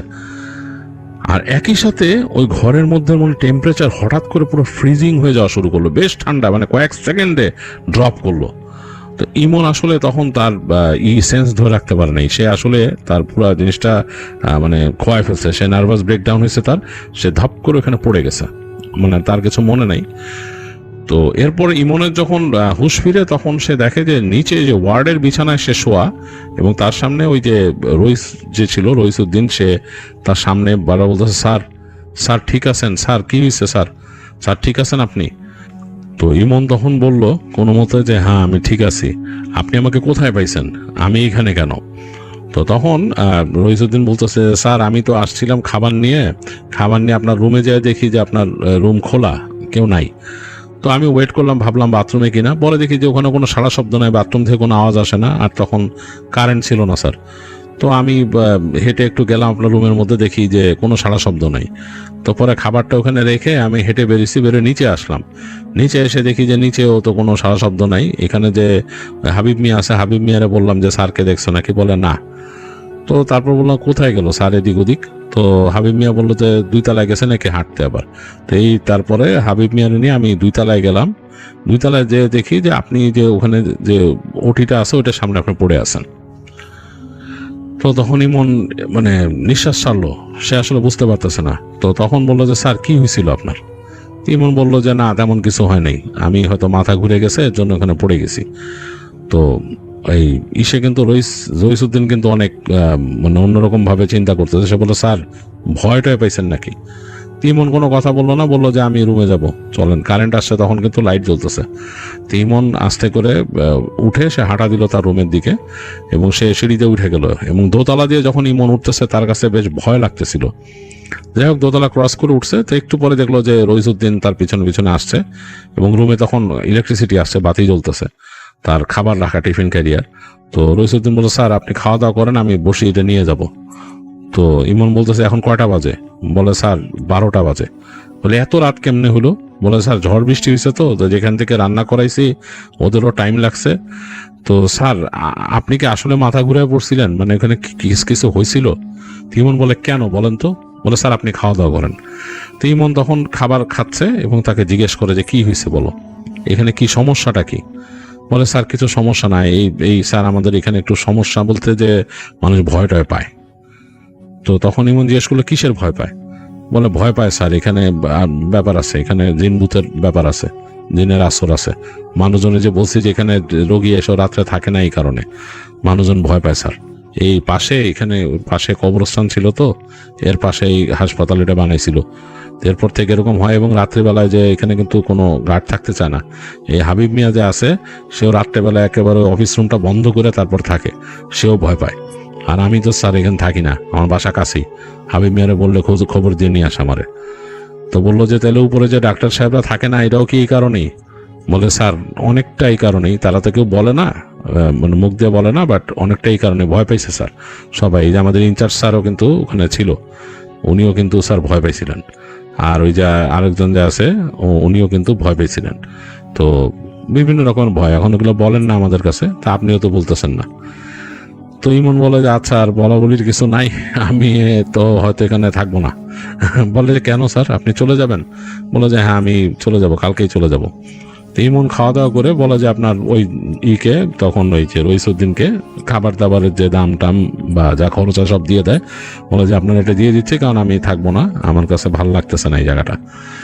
বলে সে রাতের বেলা এই ইমন কিন্তু খুব একটা প্র্যাকটিসিং মানুষ না, কিন্তু তারপরও তিনি ওই দিন দোয়া দুরুদ পড়ে ঘুমান এবং দরজা জানলা বন্ধ করে দোয়া দুরুদ পড়ে ঘুমান এবং সে ভয়ের একটা স্বপ্ন দেখেন, খুব ভয়ের স্বপ্ন দেখেন যে একটা বয়স্ক মহিলা তাকে ডাকতেছে, দাঁত বের করে এরকম মুখের দাঁতগুলো বের করে করে এরকম তাকে হাসতেছে আর ডাকতেছে এবং তার দাঁতগুলো বেশ অন্যরকম, মনে হচ্ছে জর্দা বা কিছু খেলে যেরকম কালো হয়ে যায় সেরকম ডাকতেছে এবং তার চোখের মণিগুলা মনে হচ্ছে জ্বলতেছে সাদাটে টাইপের। তো এটা ইমন স্বপ্ন দেখছে, দুঃস্বপ্ন দেখছে রাতে। তো সে দোয়া দুরুদ পড়ে ঘুমাইছিল, সকালে উঠে সে মোটামুটি তার জিনিসপত্র গুছায় ফেলে। আর ইমন একটু মানে নিজের ডিসিশনে অটল ছিল এরকম মানুষ সে। তো সে যখন ডিসিশন নিয়ে ফেলছে সেখানে থাকবে না, তার কাছে এমনিও আর ভালো লাগে না, এখানকার এক্সপিরিয়েন্স, রাতের এক্সপিরিয়েন্স কিছুই ভালো লাগেনি। সে সকালে উঠেই ইনচার্জ সাহেবকে বলে, নিচে রেডি হয়ে বসে বলে যে স্যার আমি থাকতে পারতেছি না, আমাকে চলে যেতে হবে এখান থেকে। তো তিনি বলেন যে মানে কি ব্যাপার, হঠাৎ করে আসলেন, কালকেই চলে যাবেন আপনি, এটা তো কোনো অফিসিয়াল ইসের মধ্যে পড়ে না। বলে স্যার যেটাই হোক, আপনি যেভাবে লেখেন জিনিসটা লেখেন, কোনো অসুবিধা নেই, আমার পারিবারিক কিছু সমস্যা আছে, আমি থাকতে পারতেছি না, আই এম সরি। এই বলে ইমন বের হয়ে আসে। তো মানে সেই যে ইনচার্জ ছিলেন তিনি হাঁ করে তাকায় আছেন, তার মুখে কথা নাই। তো রইসুদ্দিনকে দেখে তিনি বলেন যে রইসুদ্দিন, আমি কিছু জিনিস এখানে এক্সপিরিয়েন্স করছিলাম, আপনার কথাটা ঠিক, যেই জায়গাতে কিছু উল্টাপাল্টা জিনিস আছে, এটা সত্যি কথা, এটা আমি ফিল করছি। যাই হোক, ভালো থাকবেন, আমি আসি বলেই মন ওখান থেকে রওনা দেয় এবং সেইভাবে ওই দাঁড়ায় থাকে অনেকক্ষণ, টেম্পো পেয়ে যায়, টেম্পোতে করে চলে আসে, ব্যাক করে ওখানে বাস নিয়ে সে ঢাকায় ব্যাক করে আসে এক সময়। যাই হোক, তো ইমন ঢাকা আসার পর নাকি সে এরকম স্বপ্ন কয়েকদিন কন্টিনিউয়াসলি দেখতে এবং তার মাকে বলার পরে তার মা বাবাকে সে বলছিল, তার মা বাবার মধ্যে তার মা খুব এই ব্যাপারে সচেতন ছিলেন এবং তিনি তাদের এখানকার যে মসজিদের যে হুজুর তাকে নিয়ে আসছিলেন, বাসায় এনে তাকে ঝাড়াইছেন। তো সেই ইমাম সাহেব ইমনকে পরামর্শ দেয় প্র্যাকটিসিং হওয়ার, নামাজ কালাম পড়ার, এবং তিনি তাকে ঝেড়ে দিয়ে দেন। ইমন আস্তে ধীরে নাকি কিছু মাত্রায় প্র্যাকটিস শুরু করে, মানে নামাজ কালাম পড়া শুরু করে এবং আস্তে আস্তে সেই জিনিসগুলো মানে স্বপ্ন দেখাটা তার বন্ধ হয়ে যায়। আর এরপরে সে বিদেশে চলে যায় পড়ার জন্য, উচ্চতর ডিগ্রি নেওয়ার জন্য, এবং সেখানে গিয়ে পরবর্তীতে সে তার এই মেডিকেল জীবন আরও শাইন করে এবং প্রতিষ্ঠিত হয়। তো যাই হোক, এই ছিল ইমনের স্টোরি। ইমন তার ছদ্মনাম ডক্টর এইচ শেয়ার করেছেন আমাদের কাছে এবং আমি আপনাদের কাছে শেয়ার করলাম আমার মতো করে। আশা করি আপনাদের ভালো লেগেছে।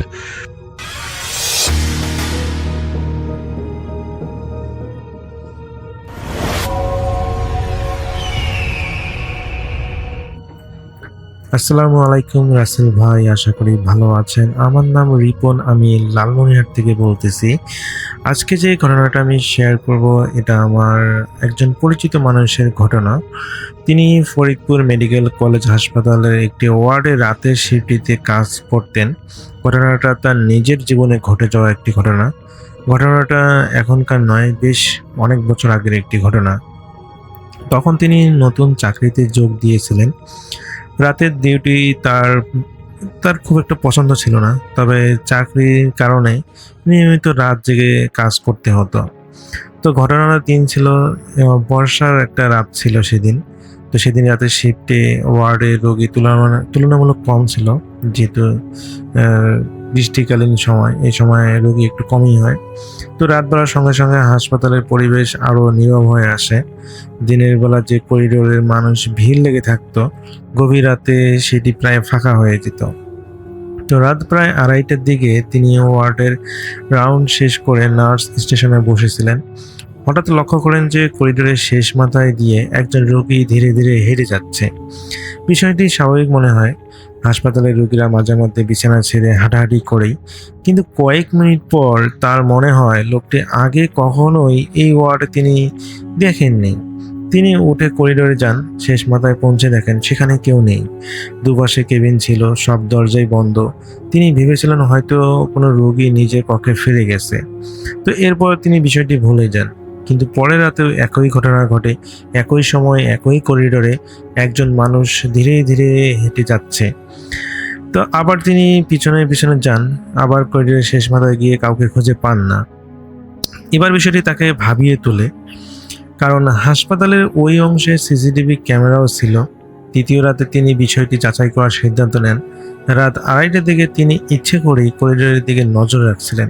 কিছুক্ষণ পর আবার সেই মানুষটাকে তিনি দেখতে পান, সাদা হাসপাতালে সাদা পোশাক পরা।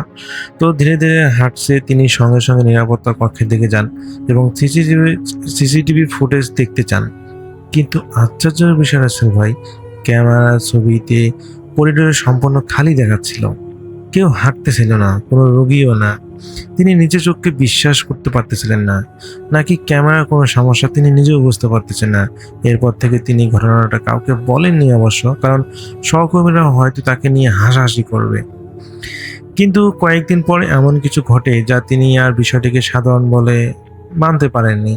এক গভীর রাতে তিনি ওষুধের রেকর্ড লিখতেছিলেন, তো হঠাৎ ওয়ার্ডে একটা খালি বেডের মনিটর নিজে থেকে চালু হয়ে যায়।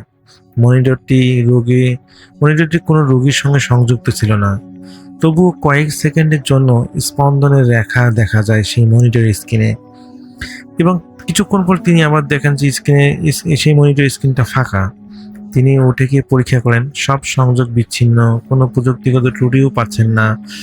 তাহলে কেন এরকম হচ্ছে? তো মনিটরের ঘটনাটির পর থেকে তিনি বিষয়টি আর সাধারণ কাকতালীয় ঘটনা হিসেবে নিতে পারতেছিলেন না। তবুও নিজের কাজ নিয়মিত চালিয়ে যাচ্ছেন এবং তিনি ভাবতেছেন যদি কাউকে শেয়ার করেন তাহলে তারা হাসাহাসি করবে, এই জন্য তিনি কাউকে শেয়ারও করতেছেন না। তো হাসপাতালের ডিউটিতে মানুষের মন অনেক সময় বিশ্রাম তৈরি করতে পারে, এই যুক্তি দিয়েই নিজেকে শান্ত রাখার চেষ্টা করেন তিনি। কিন্তু পরের কয়েক রাতের ঘটনা সেই ব্যাখ্যাকে দুর্বল করে দিতে থাকে। রাত 2:30টার পর করিডোর অচেনা সেই রোগীকে তিনি আরো দুর্বল দেখতে পান। প্রতিবার একইভাবে ধীরে ধীরে হাঁটছে, মাথা সামান্য নিচু, করিডোরের শেষ মাথার দিকে যাচ্ছে, আর প্রতিবারই কাছে পৌঁছানোর আগেই অদৃশ্য হয়ে যাচ্ছে। তো এক রাতে তিনি সিদ্ধান্ত নেন যে দূর থেকে অনুকরণ না করে করিডোরের শেষ মাথায় আগে গিয়েই দাঁড়িয়ে থাকবেন, যেন ফেস টু ফেস ভাবে দেখা যায়। তো সেদিন রাতে তিনি একই অবয়বটিকে দেখা যায় এবং তিনি দ্রুত অন্য পাশে সিঁড়ি ব্যবহার করে করিডোরের শেষ প্রান্তে পৌঁছে যান, যেখানে দাঁড়িয়ে অপেক্ষা করতে থাকেন। তো সেখানে তিনি দাঁড়িয়ে অপেক্ষা করতে থাকেন এবং করিডোরের মাঝখানে পর্যন্ত মানুষটাকে স্পষ্ট দেখা যাচ্ছিল। কিন্তু কয়েক সেকেন্ড পর এমন কিছু ঘটে যা তিনি আজও ব্যাখ্যা করতে পারেন না। লোকটি করিডোরের শেষ প্রান্ত পৌঁছানোর আগেই হঠাৎ যেন অন্ধকারের মধ্যে মিলিয়ে যায়। কোনো দরজা তিনি খোলেননি, কোনো কক্ষে তিনি প্রবেশ করেননি, তবু যেন ওখানে একদম ভ্যানিশ হয়ে গেল। সেদিন প্রথমবার তার শরীরটা যেন কাঁটা দিয়ে ওঠে। এরপর তিনি খেয়াল করতে শুরু করেন ঘটনাগুলো সবসময় একই অংশে ঘিরে ঘটতেছে। সেই করিডোরের শেষ মাথা, যেখানে একটি পুরনো স্টোর রুম ছিল, রাতের বেলা সেটি ব্যবহার করা হতো না। প্রয়োজনীয় পুরনো যন্ত্রপাতি আর ফাইল রাখা হতো সেখানে। তো এক রাতে ওয়ার্ডের কাজ শেষ করে তিনি স্টোর রুমটির সামনে কিছুক্ষণ দাঁড়িয়ে থাকেন। ঠিক তখন ভেতর থেকে খুব হালকা শব্দ আসে, যেন কোনো ধাতব জিনিস মেঝেতে গড়িয়ে গেল। তিনি দরজা খুলে ভেতরে ঢোকেন। তিনি দেখতে পান ঘরটি সম্পূর্ণ খালি। তবে তার একটা বিষয় তার চোখে পড়ে, ঘরের ভিতরে বাতাস আশপাশের তুলনায় অস্বাভাবিক ঠান্ডা। তিনি কয়েক সেকেন্ড দাঁড়িয়ে থেকে বেরিয়ে আসেন। তো পরের দিন রাতেও একই ঘটনা, কিন্তু এবার আর অদ্ভুত কিছু যোগ হয়। রাত 3টার দিকে ওয়ার্ডের একটা খালি বেডের একটা কল বাটন হঠাৎ সক্রিয় হয়ে যায়। নার্স স্টেশনের প্যানেলে সংকেত দেখা দেয়।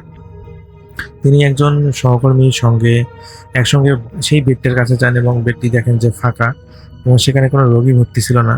তো তারা সিস্টেম পরীক্ষা করেন, কোনো ত্রুটি পাচ্ছেন না, কিন্তু পরপর 3বার একই বেড থেকে সংকেত আসতে থাকে, একই সময় একইভাবে। আর আশ্চর্যের বিষয়, সেই বেডটি করিডোরের শেষ প্রান্তে সবচেয়ে কাছের বেড ছিল।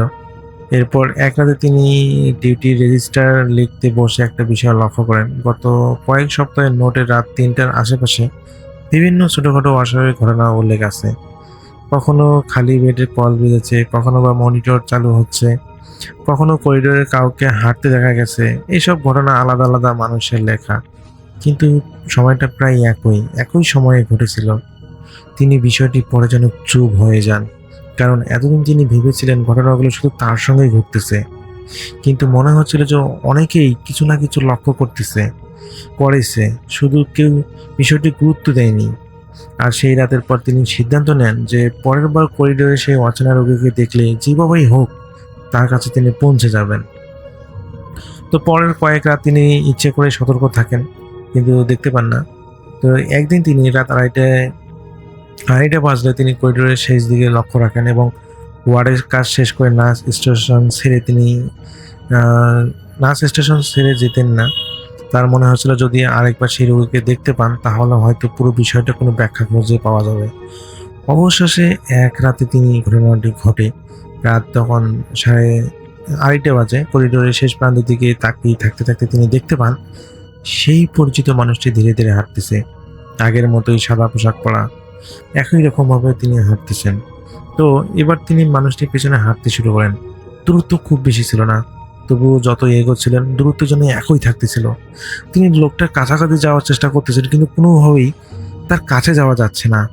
করিডোরের শেষ মাথায় কাছাকাছি পৌঁছেই তিনি লক্ষ্য করেন স্টোররুমের দরজাটি সামান্য খোলা। এটি অস্বাভাবিক ছিল, কারণ প্রতিদিন রাতে দরজাটি বন্ধ করে রাখা হতো। তিনি একবার মানুষটার দিকে তাকান, আর একবার স্টোররুমের দিকে, এবং পরের মুহূর্তে করিডোরে আর তিনি কাউকে দেখতে পান না। সেই লোকটা যেন 1 সেকেন্ডের জন্য ভ্যানিশ হয়ে গেল। তো আসলে তিনি প্রচন্ড পরিমাণে ভয় পেয়ে যান এবং তিনি পরবর্তীতে তার দায়িত্বরত যিনি তার ঊর্ধ্বতন কর্মকর্তা আছে তাকে বিষয়টা শেয়ার করেন, এবং তিনি যখন এটা শোনেন তিনিও দেখা যায় তার মুখে একটা একটা ভাব চলে এসেছে। এই বিষয়টা যেন আগে থেকেই সে জানে, এবং তাকে বোঝানোর চেষ্টা করে যে দেখো, তুমি এগুলো আসলে পিছু নিও না, তুমি যেখানে কাজ করতেছো সেখানেই কাজ করো। আসলে যদি তুমি এদের পিছু নাও বা তুমি তাদেরকে ফলো করো বা জানার চেষ্টা করো, তাহলে তোমার অনেক বড় ক্ষতি হতে পারে। তো ভালো হয় যদি তুমি তাকে এড়িয়ে যেতে পারো। তুমি যে অবয়বটাকে দেখতেছো, যে মানুষটাকে, সাদা পোশাক পরা মানুষটাকে হাঁটতে দেখতেছো, তার পিছু নিও না, এটা তোমার জন্যই ভালো হবে। তো তার ঊর্ধ্বতন কর্মকর্তা এটা বললেন। কিন্তু রাসেল ভাই, তার মনে একটা একটা সবসময় একটা থাকতো যে আচ্ছা, এই মানুষটা কি, তার সাথে আমার কথা বলা দরকার। তো রাসেল ভাই, এই তার ঊর্ধ্বতন কর্মকর্তার সাথে বলার পর ঠিক 3 দিন তিনি আর সেই লোকটাকে কোনোভাবেই দেখতে পান নাই, এবং 3 দিন পর তার নাইট শিফটটা শেষ হয়, এবং নাইট শিফটটা শেষ হওয়ার প্রায় 1 মাস তার কোনো নাইট শিফট ছিল না। তো নাইট শিফট না থাকার পর পরবর্তীতে 1 মাস পর এই 1 মাসে তার সাথে কোনো ধরনের ভৌতিক কোনো কিছুই ঘটে নাই। তিনি কোনো কিছুই অবয়ব দেখতে পাননি দিনের বেলায়। তো 1 মাস পর যখন তার পুনরায় নাইট ডিউটি পড়ে, তিনি প্রথম 15 দিন কোনো কিছুই দেখতে পাননি, সবকিছুই স্বাভাবিক, এবং তিনি সবকিছু ভুলে যেতেও শুরু করেছেন। তার কাছে মনে হয়েছিল যে হয়তো তিনি এখন অভ্যস্ত হয়ে গেছে না, বা সেই অবয়বটা হয়তো তাকে আর দেখা দিতে চাচ্ছে না। কিন্তু রাসেল ভাই, 16তম দিনে সেই অবয়বটা তাকে পুনরায় দেখা দেয়, আগের স্টাইলে, যেভাবে ওই একই সময় রাত 2:30টার দিকে ওই শেষ করিডোরের মাথায় একজন অবয়ব, একটা লোক হেঁটে যাচ্ছে, সাদা পোশাক পরা, সেম টু সেম। তিনি দেখে বেশ অবাক হয়ে যান এবং তিনি আবার সেই লোকটার পিছু নেন। কিন্তু রাসেল ভাই, পিছু নিতে নিতেই তিনি সেই লোকটা দেখেন যে মিলিয়ে গিয়েছে, অন্ধকারের মধ্যে মিলিয়ে গেছে। তো তিনি বেশ অবাক হয়ে যান এবং ভয়ও পান, যে তিনি ভেবেছিলেন যে বিষয়টা হয়তো শেষ হয়ে গেছে, বা যেটা আর এটা তাকে আর দেখা দিবে না, কিন্তু এটা তো শেষ নয়, এটা তো চলমান। তিনি দেখতেছেন এখনো তাকে দেখা দিচ্ছে। তো পরের দিন রাতে সেম টু সেম ভাবে তিনি দেখতে পান, এবং তিনি ধরে রাখতে পারেন না যে এটা সুরাহা করা দরকার। এবং তিনি দ্বিতীয় দিনে যখন পেলেন না, সেই দেখলেন যে তার নাগালে যেতে যেতেই সেটা ভ্যানিশ হয়ে গেল। এবং ঠিক তৃতীয় দিন রাসেল ভাই, তিনি ওই সেম টাইমে যেখানে যে অবয়বটাকে দেখা যায়, তিনি এক কাজ করেন, সেটা তার সামনাসামনি ভাবেই তিনি আগে থেকেই সেখানে দাঁড়িয়ে থাকেন।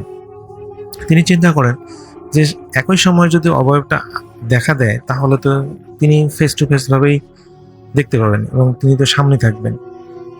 তো রাসেল ভাই, ওই সেম টাইমে তিনি সেখানে দাঁড়িয়ে আছেন, এবং সেই অবয়বটা সেদিন আর দেখা দেয়নি।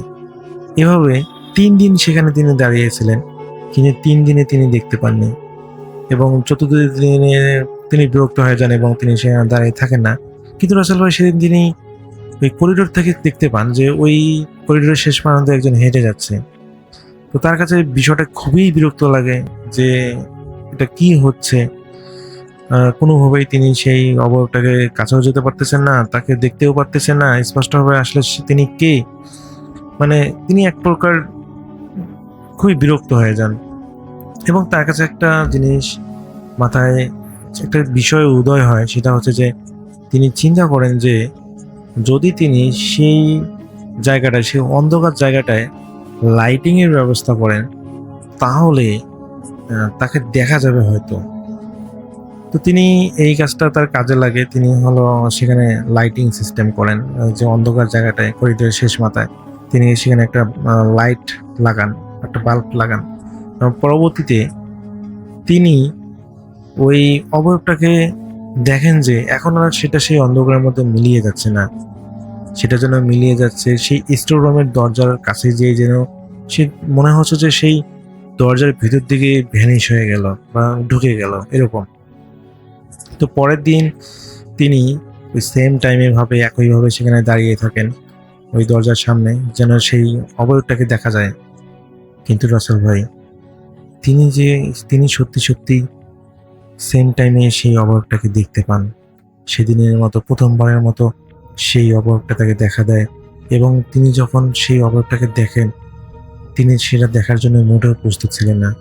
তিনি দেখেন যে তার মতো ফেস টু ফেস একটা অবয়ব তার দিকে এগিয়ে আসতেছে। এটা দেখতে এত বিভৎস, এত ভয়ানক, কিন্তু তার ফেসটা তার মতোই। তিনি প্রচন্ড পরিমাণে ভয় পেয়ে যান এবং আসলে সেখানে তিনি সেন্সলেস হয়ে পড়ে যান।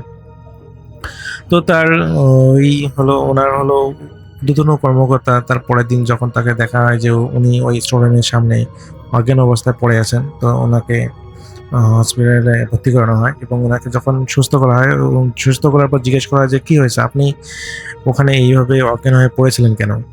তো রাসেল ভাই উনি বলেন যে এরকম উনি যাকে দেখেছেন সেটা ওনারই মতো দেখতে একটা মানুষ, ওনারই মতো একটা অবয়ব। এটা দেখে তিনি প্রচন্ড ভয় পেয়েছেন এবং সেন্সলেস হয়ে পড়েছেন। তখন ওনার ঊর্ধ্বতন কর্মকর্তা বলেন যে আপনাকে তো আমি বারবার মানা করেছি, আপনি সেটার পিছু নেবেন না, এতে আপনার ক্ষতি হতে পারে। তো পরে সেই ঊর্ধ্বতন কর্মকর্তা এমন একটা ঘটনা বললো যেটা রাসেল ভাই শোনার জন্য তিনি মোটেও প্রস্তুত ছিলেন না। তো ওই ঊর্ধ্বতন কর্মকর্তা তিনি বলেন যে এখানে এর আগে যে ওয়ার্ড হিসেবে মানে নাইট ডিউটিতে কাজ করতেন এই ওয়ার্ডে, ওই করিডোরে, তো উনি নাকি এরকম ভাবেই দেখেছিলেন সেই অবয়বটাকে এবং পরবর্তীতে সেম ভাবে ফলো করতেছিলেন। এবং একদিন তিনি এই পুনরায় তার মতো করে ফেস টু ফেস যেরকম অবয়ব তিনি দেখেছিলেন এবং দেখার পর তিনিও অজ্ঞান হয়ে পড়েছিলেন সেই স্টোররুমের সামনে।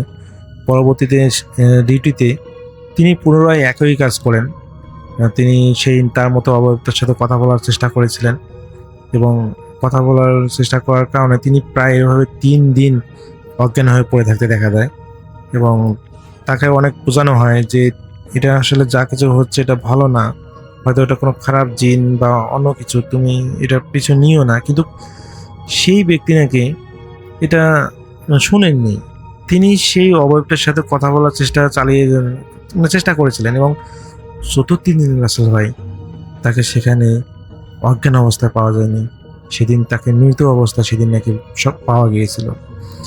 এই জন্য তার ঊর্ধ্বতন কর্মকর্তা তাকে বারবার মানা করেছিলেন যে তার পিছু নিও না, তোমার ক্ষতি হতে পারে। এবং তার সাথে সেম টু সেম ভাবে একই কাজ হয়েছে, সে তার নিজের মতো করে একজন মানুষকে একটা অবয়বকে দেখেছে এবং দেখার পর সেন্সলেস হয়ে গেছে। তো তোমাকে অনুরোধ করবো নেক্সট টাইম যেন তুমি আর কখনো ওই অবয়বের পিছু নিও না। রাসেল ভাই তিনি বুঝতে পারেন যে যেহেতু এর আগে এত বড় একটা ইনসিডেন্ট হয়েছিল, একজন মানুষ মারা গিয়েছিল, অবশ্যই তার এটা মেনে চলা উচিত, সেই অবয়বটার পিছু নেওয়া উচিত না বা তাকে জানার চেষ্টা করা উচিত না। তো পরবর্তী থেকে তিনি আর সেই অবয়বটাকে জানার চেষ্টা করেননি। তিনি ওই এরপর থেকে আসলে অনেকবারই দেখেছেন কিন্তু কখনোই সেদিকে আসলে মনোযোগ দেননি, তিনি সবসময় সেটাকে ভুলে দেওয়ার চেষ্টা করেছেন। তো এরকম করে নাকি তার সাথে প্রায় 6 মাস ঘটনা ঘটেছিল, তিনি দেখতে পেয়েছিলেন সেই লোকটাকে। তো তিনি না চাইতেও তিনি দেখতে পেয়েছিলেন সেই লোকটাকে। তো এরপর আসলে তার সাথে আর কোনো ধরনের খারাপ কিছু ঘটেনি, কারণ তিনি তো আর ইচ্ছা করেই সেই লোকটাকে আর দেখতে চাননি বা সেই অভাবটাকে দেখতে চাননি। তো পরবর্তীতে তার সাথে আর কোনো ধরনের ঘটনা ঘটেনি। তো এই ঘটনাটা ঘটেছিল ফরিদপুর মেডিকেল কলেজের একটি ওয়ার্ডে। আমি আসলে নির্দিষ্ট করে কোনো হাসপাতালের নাম বলতে চাচ্ছি না। এটা ফরিদপুরের যে কোনো একটা মেডিকেল কলেজ হাসপাতালের একটা ঘটনা ছিল। এটা আমার একজন পরিচিত মানুষ শেয়ার করেছেন। তিনি তার নাম, ঠিকানা সবকিছু হাইড করতে বলেছেন, যেহেতু এটা অনেক সেন্সিটিভ একটা বিষয়। তো এটাই ছিল রাসেল ভাই ঘটনা। আমি জানি না ঘটনাটা কতটুকু গুছিয়ে বলতে পেরেছি। আমি চেষ্টা করেছি আমার কাছে যিনি ঘটনা শেয়ার করেছেন তার মতো করে শেয়ার করার। তো এটাই ছিল আমার ঘটনা। সবাই ভালো থাকবেন, সুস্থ থাকবেন। আল্লাহ হাফেজ।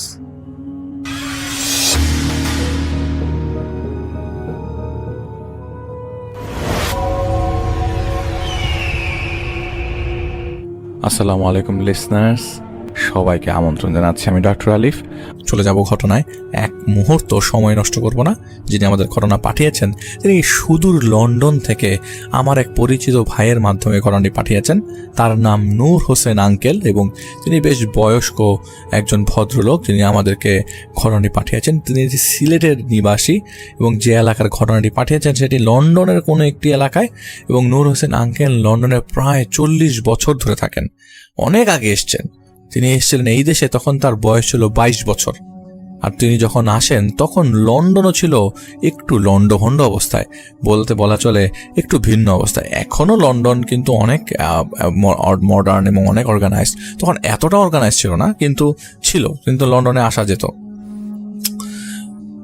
গাদাগাদি করে থাকতেন একটা বাসায় থাকতেন অনেকজন মানুষ মিলে। সেই বাসায় থাকতেন প্রায় 8 থেকে 10 জন মানুষ। তবে যখন নূর হোসেন আঙ্কেল বাংলাদেশ থেকে আসেন, বাংলাদেশ থেকে আসার পর যখন তিনি এখানে ঢোকেন, তখন এই জায়গায় এই এলাকায় খুব বেশি মানুষ ছিল না। তাদের স্টেশন থেকে তার বাসার দূরত্ব ছিল 5 থেকে 7 মিনিটের হাঁটা রাস্তা, এবং তারা 8 জন ছিল ওই মুহূর্তে ওই বাসায়। তো জিনিসপত্রের দাম তখন অত বেশি ছিল না, আবার অর্জ খুব একটা বেতন দিত না। যাই পাওয়া যেত তাতেই মোটামুটি চলে যেত, এবং সেটা ক্যাশ পাওয়া যেত। আর যদি এতজন মানুষ থাকে একটা বাসার মধ্যে শেয়ার্ড, তখন আসলে হিসাবে ভাড়া নিজের ভাগেও কম পড়তো। আর যেহেতু তিনি এখানে এসছেন, আর আনার ক্ষেত্রে তার দুলাভাইয়ের একটা অবদান আছে, মানে নূর হোসেন আঙ্কেলের দুলাভাই, তিনি এখন বেঁচে নাই, তার একটা অবদান আছে। তো তখনও তিনি বিয়ে করেননি। আর যেই 8 জনের সাথে থাকতো, এর মধ্যে 6 জন তখন কাজ করতো আর 2 জন কাজ খুঁজছিল। এর মধ্যে একজন হচ্ছে নূর হোসেন আঙ্কেল। তো উনি আসার পর আসলে নতুন দেশ, নতুন ভাব এবং সবকিছু বুঝে উঠতে অনেক সময় লাগে। কারণ এই দেশে আসার পর সবাইকে, ওই পূর্বে যখন যারা মানুষজন আসতো, তখন সবাই যতই শিক্ষিত থাকতো না কেন, একটা জিনিস স্ট্রাগল করতে হতো, সেটা হচ্ছে ভাষা, ইংলিশ ল্যাঙ্গুয়েজ, সেটা বুঝতে এবং বলতে। কারণ ইংলিশ ডায়ালেক্ট এবং যারা এখানকার নেটিভ ইংলিশ ম্যান যারা আছেন, ব্রিটিশ ল্যাঙ্গুয়েজ যারা বলেন, তাদের ডায়ালেক্ট কিন্তু একটু ডিফারেন্ট। তারা যে ইংলিশে কথা বলেন সেটা বোঝা কিন্তু কষ্টকর, তখন কোপ আপ করতে সমস্যা হতো। প্লাস সেই যে বাসায় থাকতো, এখনকার মতো তখন অতটা ডিশ অ্যান্টেনা ছিল না যে হিন্দি ভাষাটা সবাই বুঝবে। তো তিনি যখন এই দেশে আসেন, তখন হিন্দি ভাষাটা তার প্রপারলি জানা ছিল না, তবে উর্দু ভাষাটা কিছু জানতেন বিধায় হিন্দির সাথে ম্যাচ করে তিনি ওই মুহূর্তে ওই বাসায় লোকজনের সাথে চলতে পারতেন। মানে হিন্দি কথাবার্তা, ইংলিশ কথাবার্তা মিক্সড একটা কন্ডিশন। আর ইন্ডিয়া থেকে যারা এসছেন তারাও তো তাদের অবস্থা একই রকমই ছিল।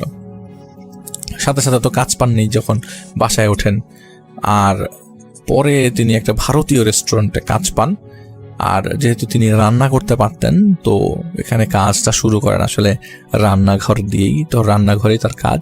অ্যাসিস্ট্যান্ট ছিলেন, শেফের অ্যাসিস্ট্যান্ট ছিলেন। যখন জিনিসপত্র বাড়িয়ে দিতেন, এগিয়ে দিতেন, কিছু জিনিস কাটার লাগলে সাথে সাথে কেটে দিতেন।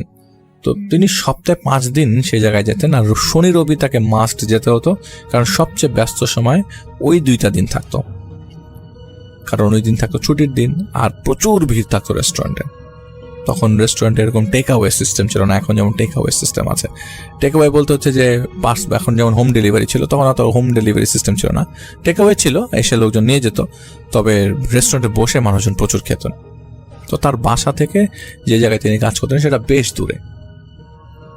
তো যেখানে যেটা বলছিলাম, নতুন জয়েন করার পর প্রায় মাস 5 হয়ে যায়। ওনাদের 8 জনের মধ্যে একজন ছিল ইউরোপিয়ান। উনি সম্ভবত পোলিশ ছিল, পোল্যান্ডের ছিল। আর বাকি 7 জনের মধ্যে তিনি একাই ছিলেন বাংলাদেশি, বাকিরা ছিল ভারতীয়। তো কথাবার্তা শুরুতে ভাষাগত প্রবলেম আমি যেটা আগেই বলেছি ছিল। তো এর মধ্যে দুইজন শিখ ছিল, শিখ তাদের সাথে দুজন শিখ ছিল, এবং শিখ একজনের ছিল বেশ বড় লম্বা দাড়ি, আরেকজনের লম্বা দাড়ি ছিল না, কিন্তু ওরা দুজনই খুব ভদ্র ছিল। এর আগে দুজনই লম্বা কিন্তু খুবই ভদ্র। একজনের নাম ছিল হরপ্রীত সিং, কিন্তু এই হরপ্রীত সিং যখন ছিল হরপ্রীত সিং এর সাথে, তখন এই 5 মাসে একদিনও তার সাথে কথা হয়নি। আরেকজন ছিল যোধ সিং, যোধ সিং ছিল নূর হোসেন আঙ্কেল, এরা একই রুমে, হরপ্রীত, যোধ সিং আর নূর হোসেন আঙ্কেল একই রুমে থাকতো, কারণ তারা বেশি ভাড়া দিত ওই অন্যদের থেকে। আরেক রুমে থাকতো বাকিরা, ওরা গাদাগাদি করে থাকতো। তো দুইজন চাকরি খুঁজছিল কিন্তু পাচ্ছিল না, তো বাসায় থাকতো বিকালে। এর মধ্যে ওখান থেকে যখন আঙ্কেল চাকরি পায় তখন আবার দুজনের চাকরি ছিল না, তো দুজন বাসায় থাকতো মোস্ট অফ দ্য টাইম, এদিক সেদিক যেত। আর আঙ্কেল যারা কাজ করতো তারা সবাই দেখা যেত দুপুরে বের হয়ে যেত, আর রেস্টুরেন্টে যারা কাজ করতো তারা রাত্রে 11টা 12টার দিকে আসতো, আস্তে আস্তে সময় লাগতো। তো নূর হোসেন আঙ্কেলের রেস্টুরেন্টে কাজ শেষ করার পরে ট্রেনে করে বাসায় আসতে সময় লাগতো 50 মিনিটের মতো।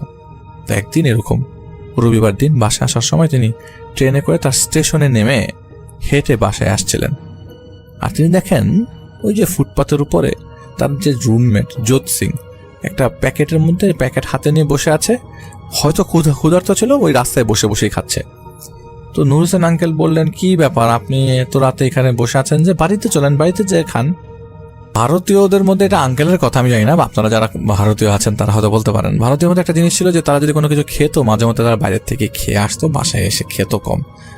শেয়ারিং এর বিষয়টা তাদের মধ্যে একটু প্রবণতাটা কম আছে, এটা আঙ্কেলের ভাষা, এটা আঙ্কেলের ভাষার মতো আর কি। তো তিনি বললেন যে বাসায় চলে না, তো রাতে এখানে বসে আছেন। আর ওই মুহূর্তে রাস্তাটাও বেশ অন্ধকার, রাত 12টা, মানে অনেক রাতেই দেশে। তো ওইখান থেকে না যোধ সিং নর্মালি এরকম না, সে কথার উত্তর দেয় বা মাথার সূচক হ্যাঁ সূচক মাথাটা নাড়াবে কিছু একটা, কিন্তু কিছু বললো না, কোনো উত্তর দিল না। এমন না যে যোধ সিং এর সাথে আঙ্কেল খুব ভালো বন্ধুত্ব, কিন্তু হাই হ্যালো হাসি সামনে দেখা হলে হাসি তো হতো। ছেলেটা মলিন অবস্থায় ছিল, মনে হচ্ছে মন খারাপ, সেটার অবস্থা খুব খারাপ এরকম। তো তার সাথে যোধ সিং আর আসলেন না, আর আঙ্কেল চলে গেলেন বাসায়। তো তিনি এতটাই টায়ার্ড ছিলেন যে যোধ সিং আসলো কি আসলো না এসব জিনিস আর কেয়ার করার সময় ছিল না আঙ্কেলের, তিনি খেয়ালই করেননি। তিনি বাসায় আসার পর ড্রেস চেঞ্জ করে ঘুমিয়ে পড়েন। ঘুম থেকে ওঠেন, সেদিন রেস্টুরেন্ট বন্ধ ছিল, সোমবার ছিল। তিনি বাসায় রান্না করেন আর দুপুরে সেটাই খান, বাকিরা কাজে, ওই দুইজন ছাড়া। বিকেলে সবাই যখন আসলো তখন আঙ্কেল জিজ্ঞেস করলেন, আসলে আমাদের রুমমেট যে যোধ সিং ও কোথায়? তো সবাই বলে, কই আমরা তো জানি না, আসার তো কথা। তো যেহেতু যোধ সিং হরপ্রীত সিং এরা নিজেদের ভাষায় কথা বলতো রেগুলার, তো আঙ্কেল মনে করতো যে তাদের মধ্যে একটা ভালো বন্ধুত্ব আছে। হরপ্রীতকে জিজ্ঞেস করলে হরপ্রীত বলে যে হয়তো কাজে গেছে। এরকম করে করে প্রায় 7 দিন হয়ে যায়, যোধ সিং আসে না। তো আঙ্কেল রুমমেট সবাইকে বলে, দেখো যেদিন আমি 7 দিন আগে যখন অফিস থেকে বাসায় আসছিলাম রেস্টুরেন্ট থেকে, আমি কিন্তু যোধ সিংকে দেখেছি যে ও রাস্তায় বসে খাচ্ছে, কিন্তু ও আসলো না কেন? বাসার সামনে, তত বাসায় চলে আসার কথা, ওর কি কোনো বিপদ হলো কিনা? তো সবাই চিন্তা করে বিপদ হবে না, তখন আত্মীয় বাসায় চলে গেছে, কোথাও ঘুরতে যেতে পারে, আসবে হয়তো কয়দিন পর। এরকম করে 1 মাস যায়, 2 মাস যায়, 1 বছর হয়ে যায়, যোধ সিং আর আসে না। আর এদিকে কামলি নামের এক লোক তাদের রুমে আসে বাসা ভাড়া নিয়ে। হরপ্রীতের সাথে নূর আঙ্কেলের বন্ধুত্ব ভালো হয়ে যায় এবং বছর খানেকের মধ্যে আসলে তারা যোধ সিং এর কথা ভুলে যান। এর মধ্যে 2 বছর হয়ে যাচ্ছে, কিন্তু যোধ সিং যে ছিল সেই ছেলেটার যে ব্যাগ, তারপরে ওর যে লাগেজ, ওর খাট, ওর বেডিং, সেগুলো কিন্তু ও নেয়নি, একদমই নেয়নি।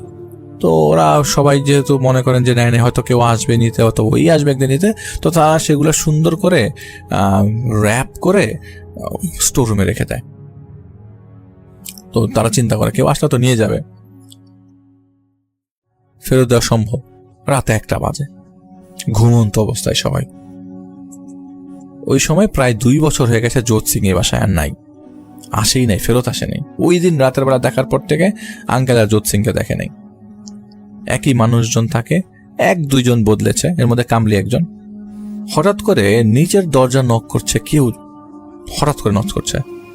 তো ওই সময় কামলি যে নতুন জয়েন করেছে সে তো কখনো যোধ সিংকে দেখে নাই।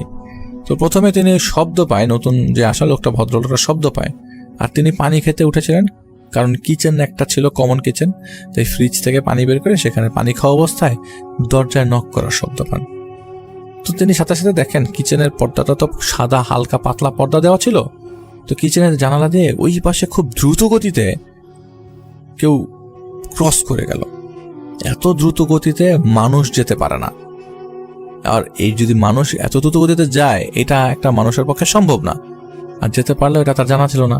তো দরজা খুলে তিনি, দরজা তো নক করছিল, তিনি দরজা খুলে দেখেন লম্বা সাদা পাঞ্জাবি পরা একজন ভদ্রলোক দাঁড়িয়ে আছে, মুখ ভর্তি দাড়ি, অনেক লম্বা দাড়ি। লম্বা দাড়ি বলতে 1 হাতের উপরে লম্বা দাড়ি দিয়ে মুখ দিয়ে, শিখদের কিন্তু দাড়ি এত বড়ই হয়, প্রায় কাছাকাছি 1 হাতের মতো কাছাকাছি লম্বা দাড়ি হয়। তো দাড়ি দিয়ে মুখ দিয়ে টপ টপ করে রক্তগুলা দাড়ির সাথে জমা হয়ে নিচে ফোটায় ফোটায় পড়ছে। তিনি ভয় পেয়ে সাথে সাথে জিজ্ঞেস করেন, পাজি আপনি ঠিক আছেন? পাজি মানে ভাই, ভাই সাহেব বা পাজি, আপনি ঠিক আছেন? দরজা খোলার পর জিজ্ঞেস করছেন, দরজা জিজ্ঞেস আপনি কে, কোথা থেকে এসছেন? কোনো সারা শব্দ নাই। প্রায় অনেকক্ষণ পর উনি আসলে দরজা খুলে দাঁড়িয়ে আছেন। ওই লোকটা স্ট্যাচুর মতো দাঁড়িয়েছিল, আর কামলি সাহেব দরজা খুলে অনেক প্রশ্ন করার পরে চুপ করে দাঁড়িয়েছিলেন, ভেতরে ঢুকছেও না। 5 মিনিট পরে লোকটা কথা বললেন, যোধ সিং কোথায়? কিন্তু নতুন ভাই, সে তো চিনে না কে বলছে, যোধ সিং মানে কি। সে বলে যে এই বাসায় তো এই নামে কেউ থাকে না, আর উনি জয়েন করার পর যোধ সিং নিয়ে কেউ কোনো আলোচনা করে নাই। এটা বলার পর সেই মানুষটা সেখান থেকে চলে যায় অনেকক্ষণ দাঁড়িয়ে থাকার পর। তো তিনি দেখেন সেই মানুষটার যখন পেছন ফেরেন, পেছনে যাওয়ার সময় কামলি দেখেন যে মানুষটার পেছনে ছুরি ঢোকানো। তিনি খুব ভয় পেয়ে যান এবং জিজ্ঞেস করেন যে এক্সকিউজ মি, আপনি কোনো বিপদে পড়েছেন নাকি? কেউ কথা শুনলো না। তিনি দরজা লাগিয়ে দেন এবং দরজা লাগিয়ে জানালা দিয়ে উকি দেন কেউ আছে কিনা। তিনি দেখেন আশেপাশে কেউ নাই। তিনি ভয় পেয়ে যান, উপরে যে ওঠেন, শুয়ে পড়েন। ঘুম থেকে ওঠার পর পরের দিন সকাল সবাইকে জানানোর বদলে তিনি নূর হোসেন আঙ্কেলকে জানান। আচ্ছা ভাই, যোধ সিংকে? নূর হোসেন আঙ্কেল পুরো মানে ধরপড় করে ওঠে যে কি বলেন, যোধ সিংকে কেউ আসছিল নাকি? যোধ সিংকে কেউ নিতে আসছিল? তখন ওই লোকটা বলে যে গতকালকে রাতের বেলা আমি পানি খেতে উঠেছিলাম, একটা লোক দেখলাম রক্তাক্ত অবস্থায়, লম্বা পাগড়ি পরা, বললো যে যোধ সিং কোথায়? উনি যখন পিছনে ফেললেন তো ওনার পেছন থেকে আমি একটা ছুরি দেখতে পেলাম। তখন নূর হাসান আঙ্কেল বলে যে এটা কি যোধ সিং এর কোনো আত্মীয় হবে কিনা কে জানে, অ্যাড্রেস পেলো কিভাবে? অ্যাড্রেস হয়তো পেয়েছে, এখন তো আমাদের খোঁজা দরকার। তো উনি বাসার সবাইকে, ওই যারা ওই মুহূর্তে ছিল সবাইকে বলে যে যোধ সিং এর যদি কেউ আসে বলেন যে ওনার বাসায়, আমাদের বাসায় তো ওনার জিনিসপত্র আছে, এগুলো যেন নিয়ে যায়। প্রায় 7 দিন পর কামলি আবারও পানি খেতে ওঠেন, কিন্তু সেটা এত গভীর রাতে না। ওই মুহূর্তে সবাই বাসায় ফেরে নাই, কামলি বাসায় একা ছিল, আর কেউ নাই বাসায়। রাত তখন 9টা 9:30 বাজে। তো কামলি নাকি এরকম, ওই বাসায় একটা কমন টিভি ছিল, টিভিটা দেখার সময় সম্ভবত কোনো একটা খেলা চলছিল বা কিছু একটা, কামলি সেটা দেখছিলেন। তো সাদা কালো একটা টিভি ছিল এটা। তো কামলি দেখছিল, দেখা অবস্থায় তিনি মানে খাওয়া খাচ্ছিলেন। হঠাৎ করে দরজা নক করার শব্দ আসে। দরজা খোলেন তিনি। তো ওই মুহূর্তে বাসার মধ্যে উপরে লাইটের সব বন্ধ, নিচে কিচেনের লাইট বন্ধ, খালি তিনি যে কমন রুমে বসে টিভি দেখছিলেন সেখানে একটা ডিম লাইট হালকা জ্বলছিল।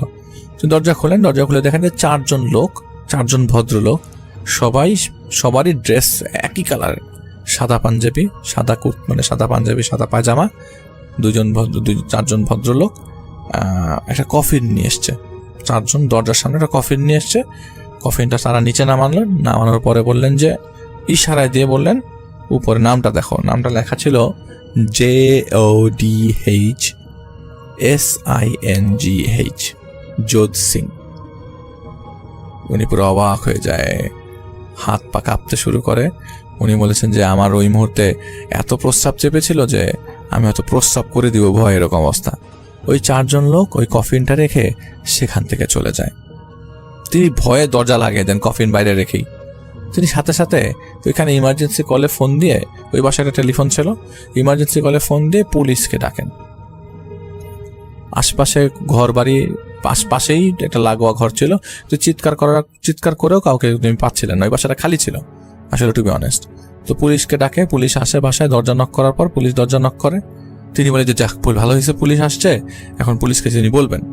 তো তিনি দরজা খুলে দেখেন যে পুলিশ দাঁড়ানো, কিন্তু বাইরে কোনো কফিন টফিন কিচ্ছু নাই। তখন পুলিশকে বলে যে এরকম একজন 4জন ভদ্রলোক আমার বাসায়, এরকম একজন নাম লোক আছে জোত সিং, সে আমাদের বাসা থেকে অনেকদিন যাবৎ অনেকদিন আগে থাকতেন, পরে আর উনি চলে যাওয়ার পর ফেরত আসেন নেই।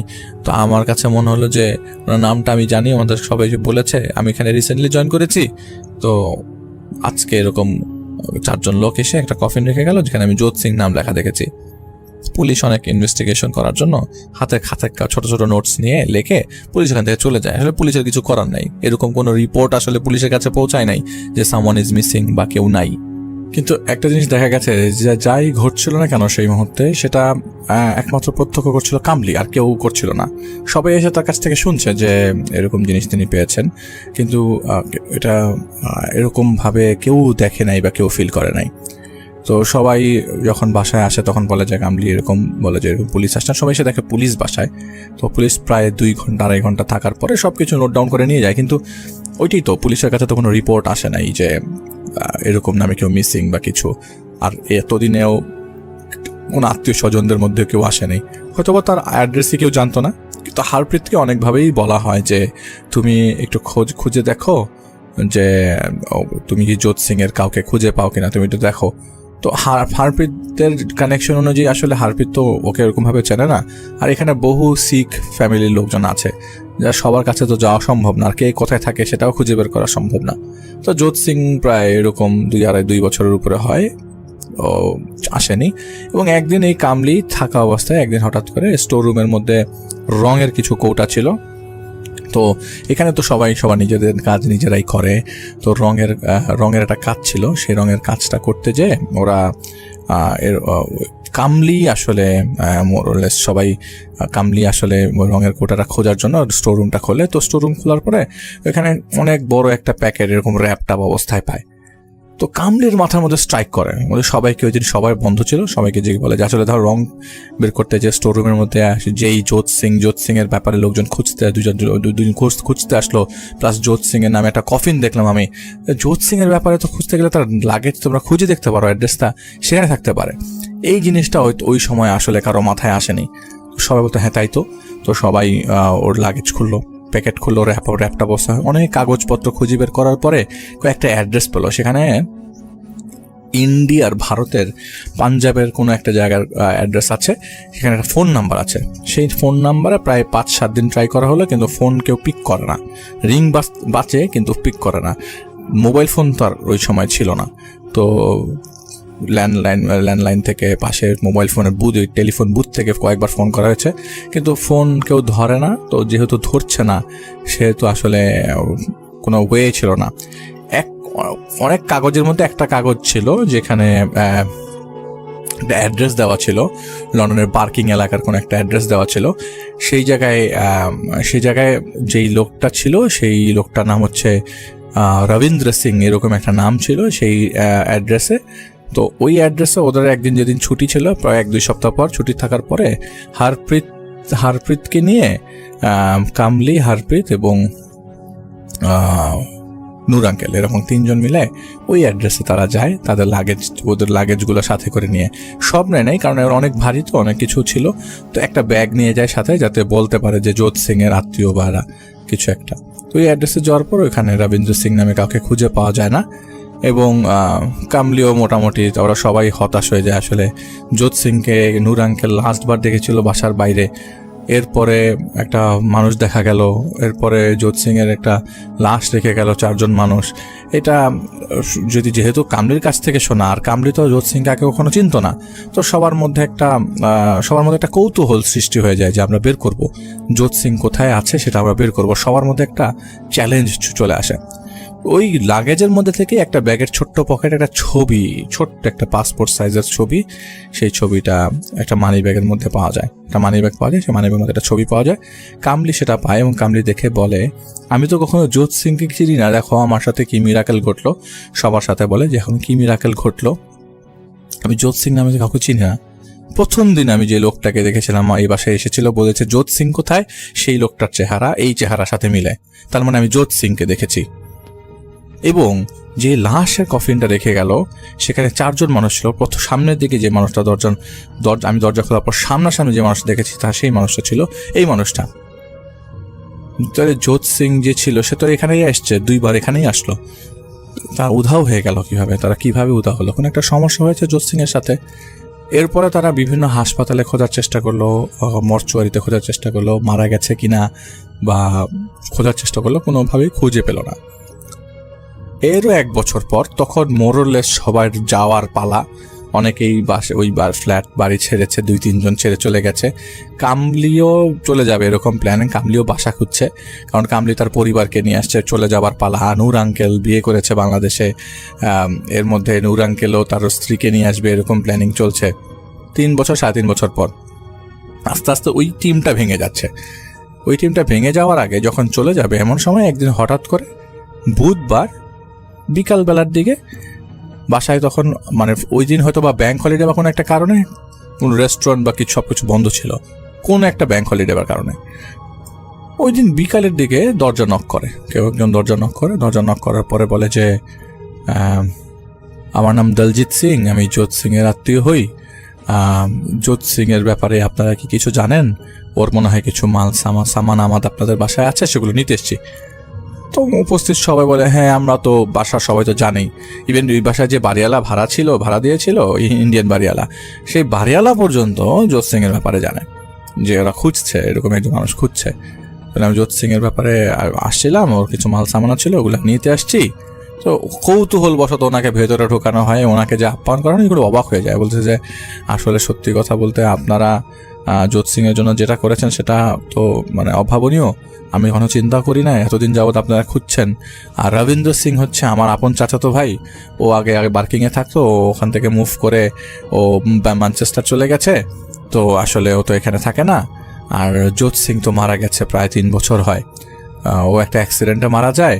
আসলে ও আমার বাসায় যাচ্ছিল, ওইখানেই আমার বাসায় আসার পথেই ও অ্যাক্সিডেন্টে মারা যায়।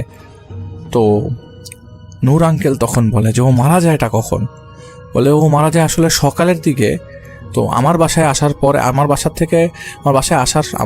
বাসায় আসার পরে আমার ছেলে সাথে ছিল, তো আমার ছেলে গাড়িতে ছিল, আমার ছেলে সামহাও সেফ হয়ে যায়, কিন্তু একটা গাড়ি এসে ধাক্কা দেওয়ার কারণে আমার গাড়িটা নষ্ট হয়ে যায়, আমার গাড়িটা একদম দুমড়ে মুছে যায়। সামহাও আমার ছেলেটা সার্ভাইভ করে, আমার ছেলেটার পাটাতে ইনজুর্ড ছিল, কিন্তু আমার ও স্পট ডেড হয়ে যায়,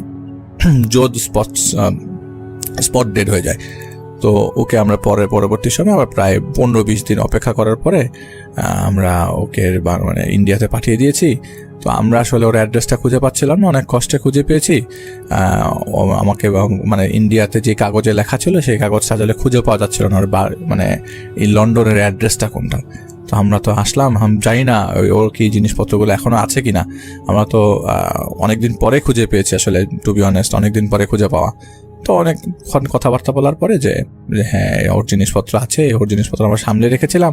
আসলে আমরাই খুঁজছিলাম যে ওর এখানে প্রায় $1,500 পাউন্ড ছিল, সেই টাকাগুলো কেউ খরচ করেনি।